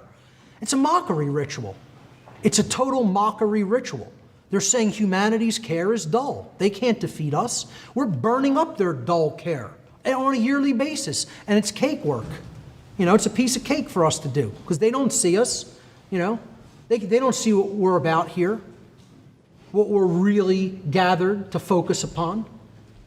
I would say that's just the mock ritual that goes on out in front of the other lower level members to basically focus their energy. I would say, as in all ancient priest class rituals, there was always a real ritual going on behind some fake ritual that was performed up front. But then in what was known as the Holy of Holies, through the veil somewhere, probably deeper into the Californian groves there's probably a real sacrifice ritual that takes place where they're channeling all of that energy that, you know, is being focused on this proxy ritual and, you know, using it for their benefit in the real ritual. The cremation of care, I mean, it's right out in people's face. More so, it's out in our face in architectural ways, where in the city where I'm from, on the left there is Commerce Square, one of the banking centers of Philadelphia. So clearly, two owls standing side by side with their wings down at their side. You know, I don't know how anybody can deny that those buildings are built deliberately to look like owls. What other building do you see with diamonds at the tops looking like ears anywhere in the world? You know, but don't worry about it. The bankers, they have nothing to do with the dark occult. You know, they have no religion. It's all just secular humanism all the way, and they're trying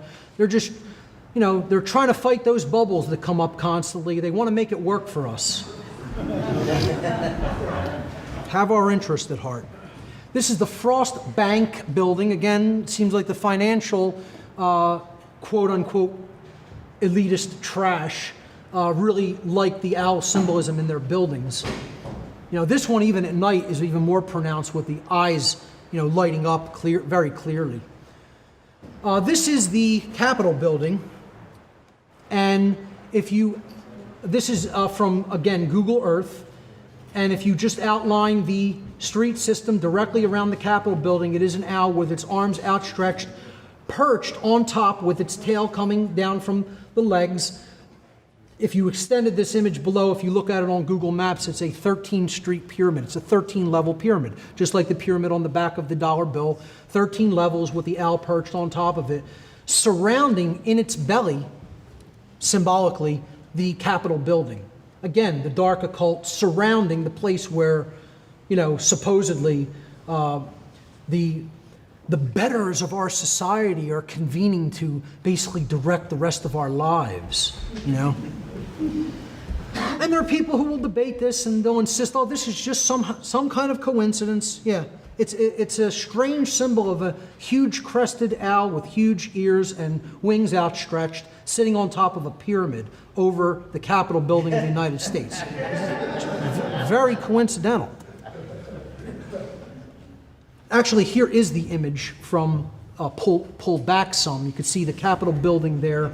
You could see the symbol of the owl with the ears and the tail, and its wings are outstretched. And then this is the 13-level pyramid that it sits atop right there. I've done work in my podcast series to actually break down a lot of the geomancy that's embedded in the street system of Washington, D.C. I probably even myself have missed a lot of it because there's so much embedded in it. But this is a map of pretty much the whole D.C. district here. And this is all of the symbolism that's contained in there. You have the inverted pentagram pointing to the White House. You have the sacred feminine egg. You have the phallic symbol, the penis symbol, with a tipped by the huge phallic symbol, the Washington Monument, the pentagonal symbolism with the Pentagon, the owl with the compasses and square surrounding it atop the 13-level pyramid. You have the seal of Solomon, the sun and the moon, the upward pointing triangle and the downward pointing triangle, the chalice and blade intertwined. Another huge inverted pyramid, which is approximately 30 levels, 30 streets. And then over top of that, you have the illuminated torch. That illuminated torch, the road that forms that torch goes around a baseball stadium, which looks like the eye in the middle of the torch. And that's the easternmost position of the city. This is facing east. So there's, starting, it's really like a symbol starting with the will center, going up. This is supposed to be the heart center, then the illumination, the mind center facing east. That's how they see it. They see themselves as those who have the light. And they're throwing it right in our face, and people can't see it. Pine cone symbolism, another very popular piece of symbolism for people who consider themselves, quote, in the know, that they consider that they are spiritually aware and enlightened, they have the knowledge, they are awoken, they have wisdom, and they have transformed themselves spiritually. In many cases, it's the exact opposite. The pine cone symbolism comes after the pineal gland, which is at the center of the head. It's right here, circled in red. It's considered in the midbrain or the limbic system of the brain. It regulates, this gland regulates a lot of different functions within the individual related to perception, emotion, etc. And the gland looks like a little pine cone. It has a lot of blood flow that goes through it, and it's very much attacked as something that they seem not to want to develop or function properly. So a lot of the food, things in water are very much attacked to target this part of the central nervous system. The pine cone literally looks like a little pineal gland. Okay, the pineal gland looks like a little pine cone, I should say. This is called the court of the pine cone, and it is at the Vatican. That's where that pine cone is at. It is surrounded by two peacocks. Peacocks are another big symbol in alchemy. They represent alchemical transformation. Again, the pine cone represents awakening, resurrection, or transmutation, spiritual transmutation. Now, below it, there is a black, empty sarcophagus right down there below on the left-hand side. As you go up these steps in the court of the pine cone to the other side of it, from this image perspective, that's what you will see. And behind it, there is an empty sarcophagus. Now, they're basically throwing this symbolism right in your face. We are the resurrected ones. We are the ones who have come out of darkness and into light. We have the knowledge. We understand how the awakening process works. We understand how this activity of the brain that people don't even understand and whose functions are essentially shut down due to the horrible nutrition and all kinds of pollutants in their food and water. We know how that works. You know, and we have done that transformation to ourselves, but that's not for you. You know, we're going to sequester that and keep it to ourselves and keep it here. And they never mention this. You'll never hear about this by the Vatican. But just go on Google Images and, you know, you'll see tons of images of it. Type Court of the Pine Cone. You have a lot of tourist images that just take pictures of it. Of course, here you see the Pope in his astrotheological regalia here, holding the cross, but at the base of it is the pine cone right there in his hand. I circle it right there. In symbolic iconography throughout the ancient world, the pine cone is revered. It's always a symbol of the transformation of a god. Often the god is giving that spiritual essence or knowledge to humanity. Here you see it in the Akkadian tradition of one of their gods, a clearly non-human looking entity. Here it is in the Babylonian tradition. Oh, I'm sorry. Let me go back one. Here it is in Egyptian symbology in a caduceus form. And of course, it was the hairstyle of the Buddha, who was considered a symbol, a very symbol of resurrection and awakening. And you see in many different Buddhic images the hairstyle that he is wearing reflective of the pine cone. Let's look at the symbolism of the fasces. The fasces is an ancient Roman symbol that was an axe, and it was bound up and surrounded by a bundle of rods. This represented total control, centralized authority. The Roman Empire was represented by the axe, and then its satellite states were considered the rods, all held together by the authority of Rome, the bundle of staffs. It represented total control, total domination, strength, combined power, and authority. I see this as a highly negative symbol, a symbol of oppression. So then the question is, what is it doing in so much government symbolism? What's it doing in secret society or fraternal order symbolism? On the back of the U.S. dime, on state seals, in the Senate chambers of the United States government itself, where the Speaker of the House sits. At the Lincoln Memorial, Lincoln, on the sides of his, quote, throne as the king enshrined in that temple, is holding two fasces in his hands. It's on German postage stamp as a symbol of fascism on the left-hand side there. You know, they're basically outright telling you who they are. They're telling you what their agenda is wordlessly. Never in words, always wordlessly. And the rationale here in their religious notion goes something like this. If we tell them in any language, regardless of how obscure the language is, even if they don't understand the language, somehow that gives us carte blanche license to do what we want, because their refusal to say no is tacit approval, is silent, tacit approval. And they look at it like they're not karmically responsible if they say, hey, I'm going to punch you in the face, but I'm going to draw a really obscure figure of me punching you in the face, such that you'll look at it and not really know it's me punching you in the face. I can hand that to you, and then tomorrow I could punch you really hard in the face, and somehow I'm not karmically responsible for that action because I told you I was going to do it and you didn't say no. That's how their twisted, warped logic works. Yet that's their belief system. Once again, I'm not saying you have to think that it really works like that, because I don't think it really works like that either. I'm just telling you that's how they think it does. That's their religious belief. People act on their religious belief. They think if we tell you something and then you don't say no, regardless of whether we told you in an obscure language, we have the right to do it because you didn't say no. You know, so that's their religion. And it's all illegitimate. I'm not telling you that's legitimate. I'm not saying it really does excuse their karmic consequence. I'm saying that's what they believe. And they're willing to act upon it. Let's look at some checkerboard floor symbolism.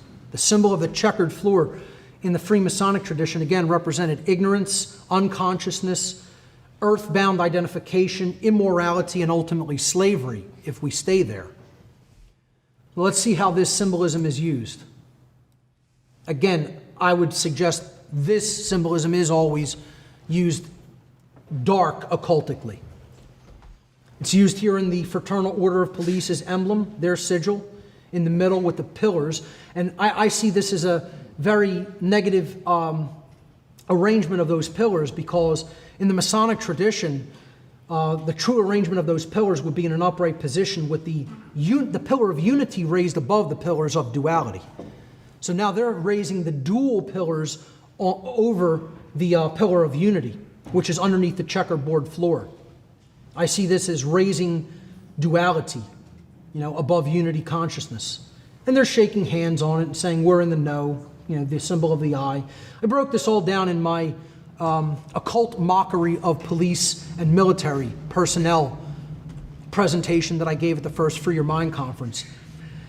One of the ways they really ritualistically mock these children who don't understand what they're being told at all, and who just, say, hey, give me a paycheck, I'll do whatever you tell me to do.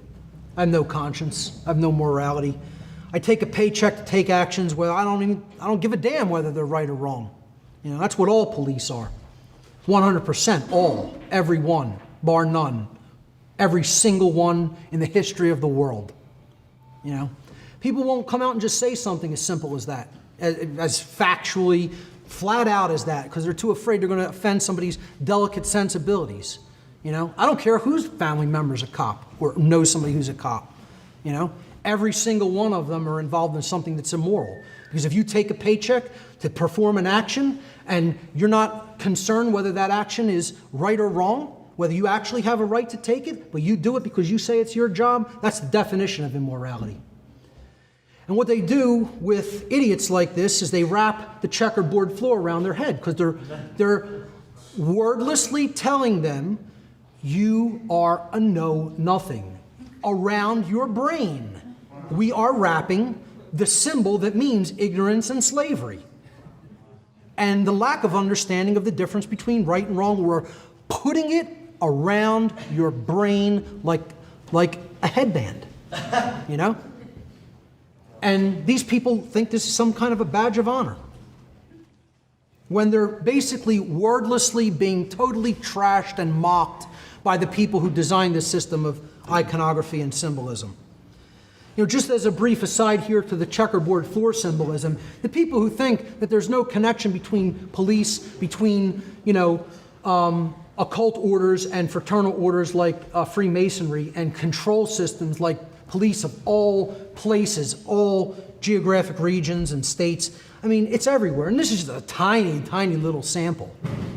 We can go on, we could have 20 of these screens and you still wouldn't have all the Masonically affiliated police lodges and orders. And, I see this as nothing but dark masonry. How many of these lodges are teaching police morality? How many of these lodges do you think are actually trying to teach these police any kind of a system of... First of all, if you taught a police true morality, they wouldn't be a cop anymore. Nobody who's in a state of true morality could do that job, period. Nobody ever has. I don't care who it offends. I've almost gotten in fights with some of my friends for saying that. Can't be done.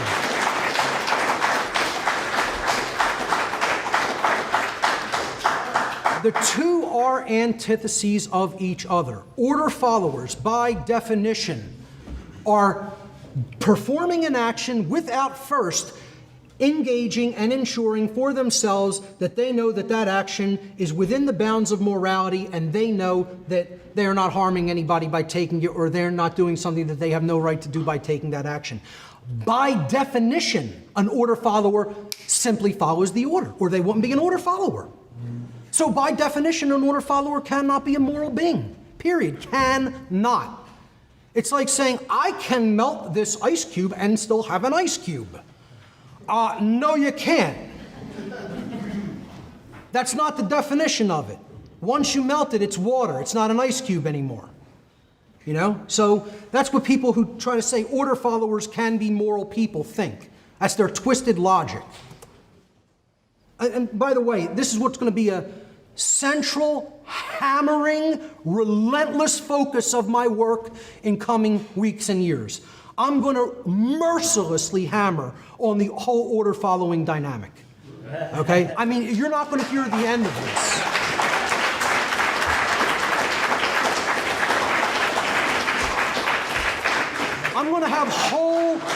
I'm going to build whole presentations on nothing but the dynamic of what order following actually is. And try to make it so simple that a 2-year-old could understand it. Okay? So the next piece of symbolism is the hypercube. I think this is the last piece of symbolism.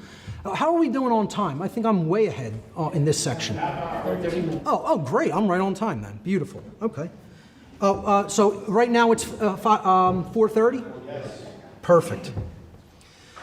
Okay, the hypercube is depicted here by this really cool animation. I finally found a really good animation of the hypercube that explains the concept of the cube inside the cube moving endlessly through itself. Thus, in dark occultism in particular, the hypercube represents an eternal prison. It's a very, very concealed and high-level symbol in dark occultism. Many times this will not ever be shown or talked about with a lower level initiate in the occult. All right, so we're talking about high-level dark occult symbolism now. The hypercube's meanings or interpretation are total control, total domination, entrapment, lockdown, no escape, permanent imprisonment, I really should have wrote on here, and permanent slavery. No way out. The mind is taken.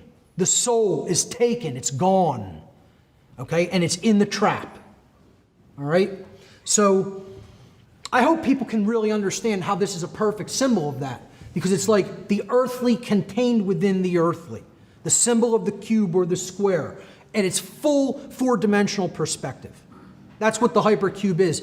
They call this the extruded cube.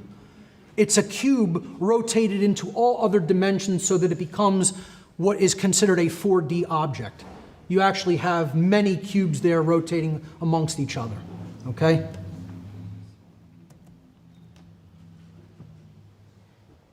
And again, what it represents is dimensionality or densities.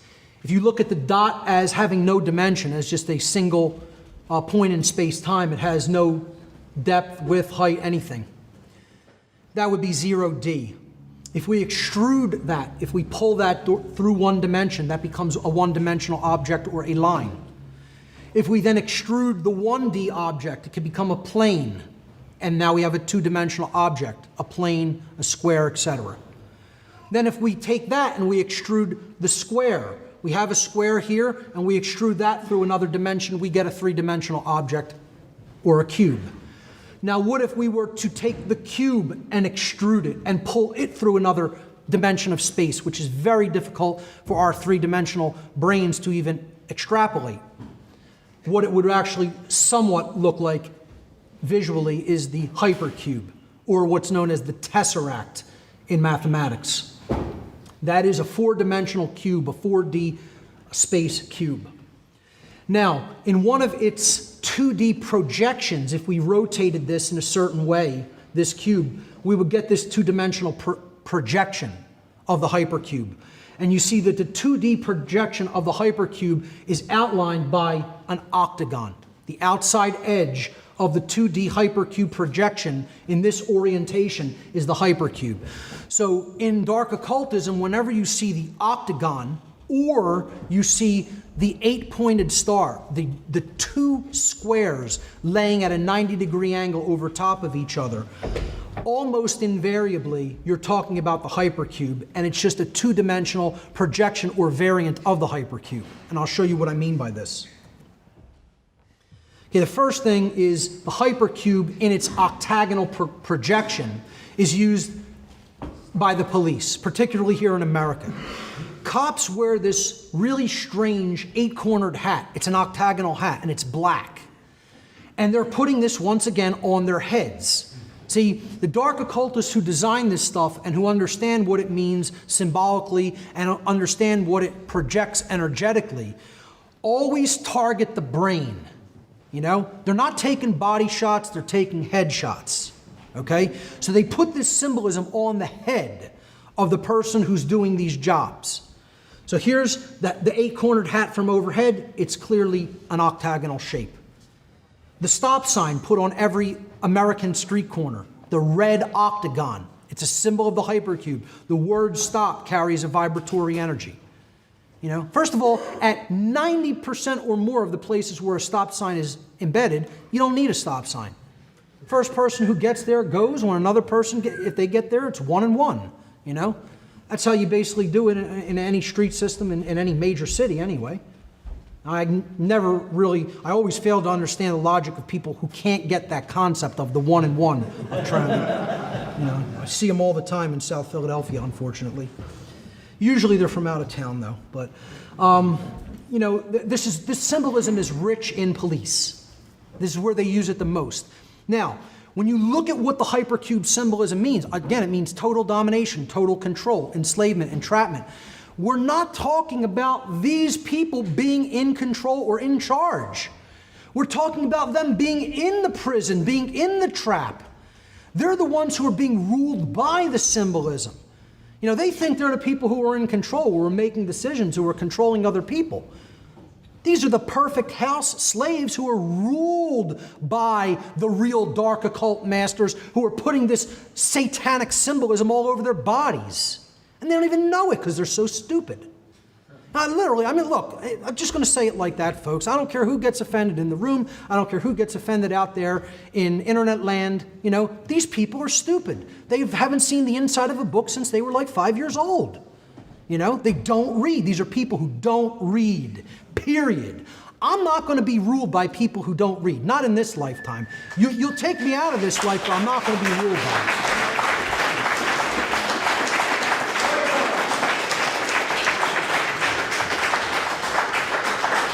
And, you know, secondly, even if they did have some book knowledge, there's still no common sense there. It may be all intellect. Doesn't make a difference. If it's not balanced by heart knowledge, it's not real intelligence. If it's not balanced by the knowledge of common sense of the difference between right and wrong behavior, it's not real intelligence. It's only intellect, which, you know, that will get you destruction every time when it's not balanced with the sacred feminine. So, you know, here's the Sussex Police emblem. 1 square, 2 squares. Again, that's another projection of the octagon or the hypercube, because look at the enclosed space. The enclosed space is the octagon. Okay? So 2 squares overlapping each other, always in occult symbolism, means total control. We control it all, including the mind. There's no escape. Okay? The hypercube is the enclosed space. And where is it? On the head, once again. As the badge on the third, you know, the third eye location, or actually above that, on the crown. And, you know, let's combine that with the checkerboard floor of the house, why don't we? You know, we have a nice 1-2 punch there to mock our house slave. You know, and these people don't even care about themselves enough to know that they're house slaves. Hey, half the time you can't offend somebody with that phrase because they're so stupid they don't even understand the historical connotation of what a house slave meant. That's really sad. That somebody you can't look them in the face, call them a house slave, and have them get offended. They're not intelligent enough to be offended by that phrase. You know, that's about as sad as it gets. I know I'm hitting it a little bit hard with the harshness, but, you know, hey, I'm going to call it like it really is. So, you know, here's some more hypercube symbolism on the so-called Medal of Valor. You know, you have so much valor for following orders. There it is, the double square with the inverted pentagram, with the goddess in the middle of the inverted pentagram. And in a moment, I'm going to show you the goddess in the middle of the octagon and the double square. Right here. Not too far from here. You know, Special Forces Army. Oh, I'm sorry. The very badge itself was surrounded by the octagonal shape. Oh, and then we have don't forget the trapezoid around it, which represents the truncated pyramid without the light. You know, could it get any more satanic? I don't know, you know. I was a priest in the Church of Satan, and I'm telling you, that's more satanic than any emblem I ever wore. You know? Around Fort Knox, enclosing the gold, symbolically the alchemical gold. You know, it's the gold bars that are no longer there. But, you know, we're going to enclose the whole place in the octagon. Again, it represents security, lockdown, etc. The octagon is the fighting ring of, you know, extreme fighting, where, you know, the maximum damage to the human brain happens. Hey, you know, say what you will about the martial arts, full contact stuff that can actually have damage to the brain, I feel is like masculine posturing. I understand it's a competition of force, but, you know, at some point, you know, if aggression comes my way, I'm not about trying to prove I'm the better fighter, you know. At that point, if it's about your freedom and your life, it's about taking the other person out. That's it. And it's not about proving anything to anybody, you know. It's about, at that point, am I the better shot than you? You know, so it's used in security systems constantly. It's probably the main or only shape that's ever used in security systems anymore, because you know, they use that archetypal symbol of the octagon or hypercube to represent that total lockdown. Now, very close to here in Manchester, just in Hartford, this is the Hartford City Hall. It's a huge phallic symbol. Underneath that huge phallic dome in this temple, and I'm telling you, it is an elaborate, ornate temple, this place, if you've never been to it. Art took Barb and I there yesterday for a little tour, and the architecture is impressive. Okay, it's beautiful. But when you step into it, you realize you're in a satanic temple. You know, because here they have the goddess right underneath that huge phallic symbol of masculine energy. She's encased in that phallic symbol and the energy that's within it, representing masculine domination, the law of man. And what do we have down at the bottom there, folks? The double square surrounding the goddess's platform. Yep. There it is, taken from above. You have the sun and the moon encompassed in her base there, and she's standing on that pedestal, and the double square surrounding her. I couldn't obviously reach out far enough to get it directly overhead, so it's slightly skewed, but you can clearly see the two squares. And then this is, if you go right to her feet and you point your camera up, you're looking at the dome. Look at the shape of the dome. The octagon, right above her head. I'll take it back so you can see that. There's the double square.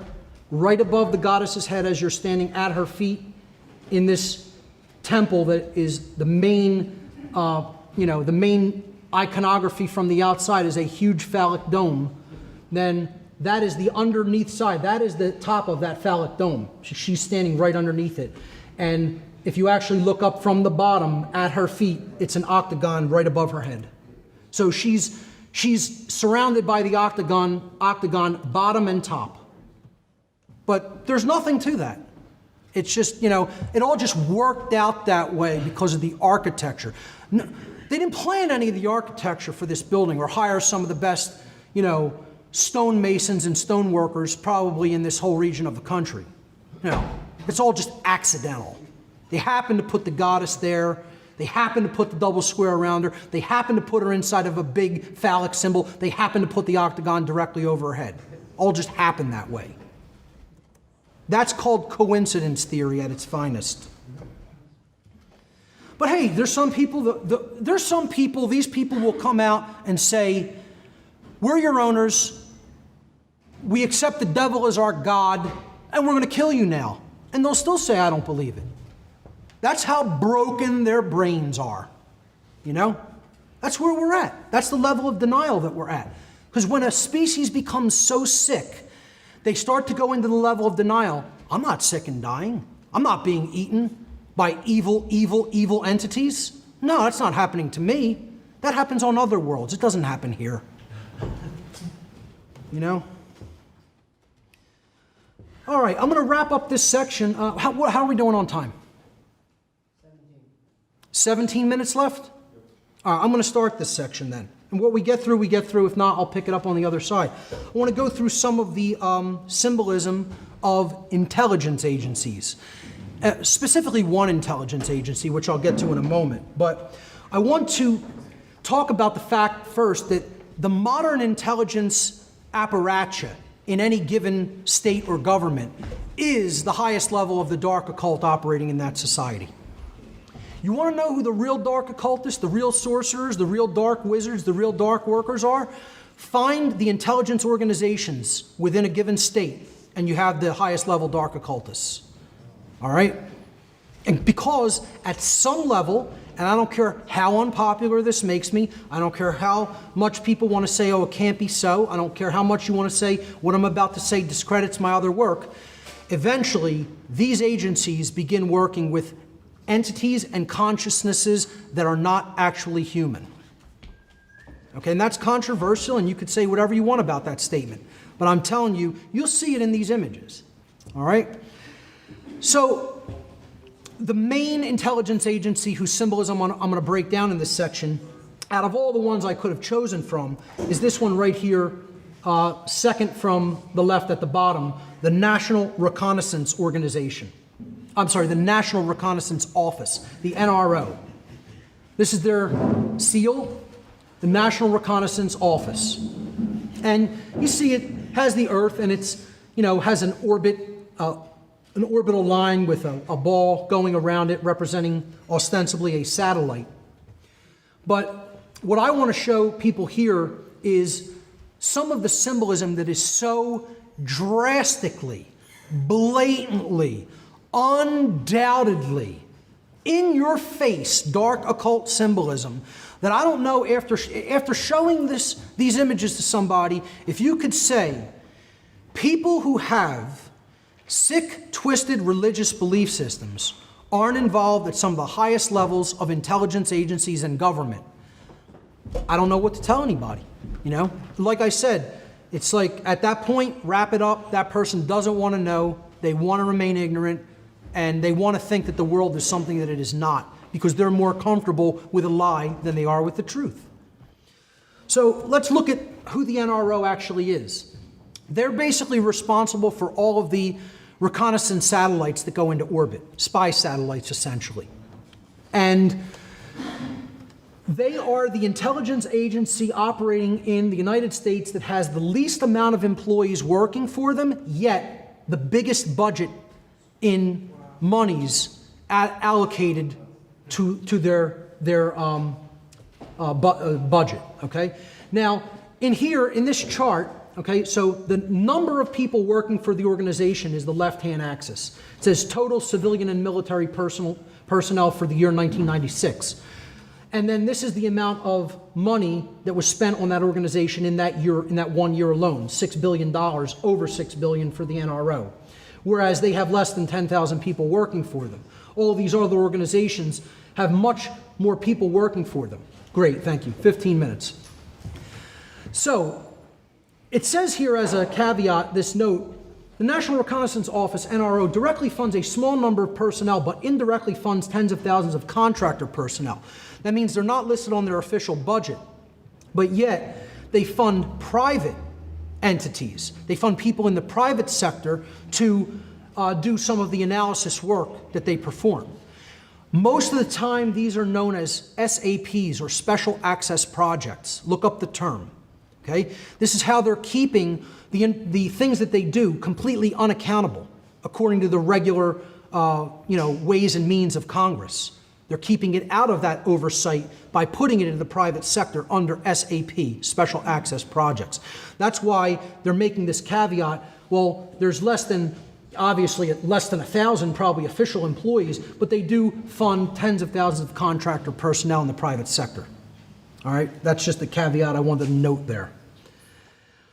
I'm going to actually wrap it up right here on this slide, because on the other side of the dinner break, what I want to do is we'll break a little bit early, so we'll be back here at 6 o'clock for the wrap-up. I'm going to break down some of the National Reconnaissance Office dark occult symbolism, and then I'm going to give a case study in light occult symbolism and very powerful spiritual positive occult symbolism in the breaking down of the major arcana of the tarot deck. So ladies and gentlemen, meet back here at 6 p.m. Thank you.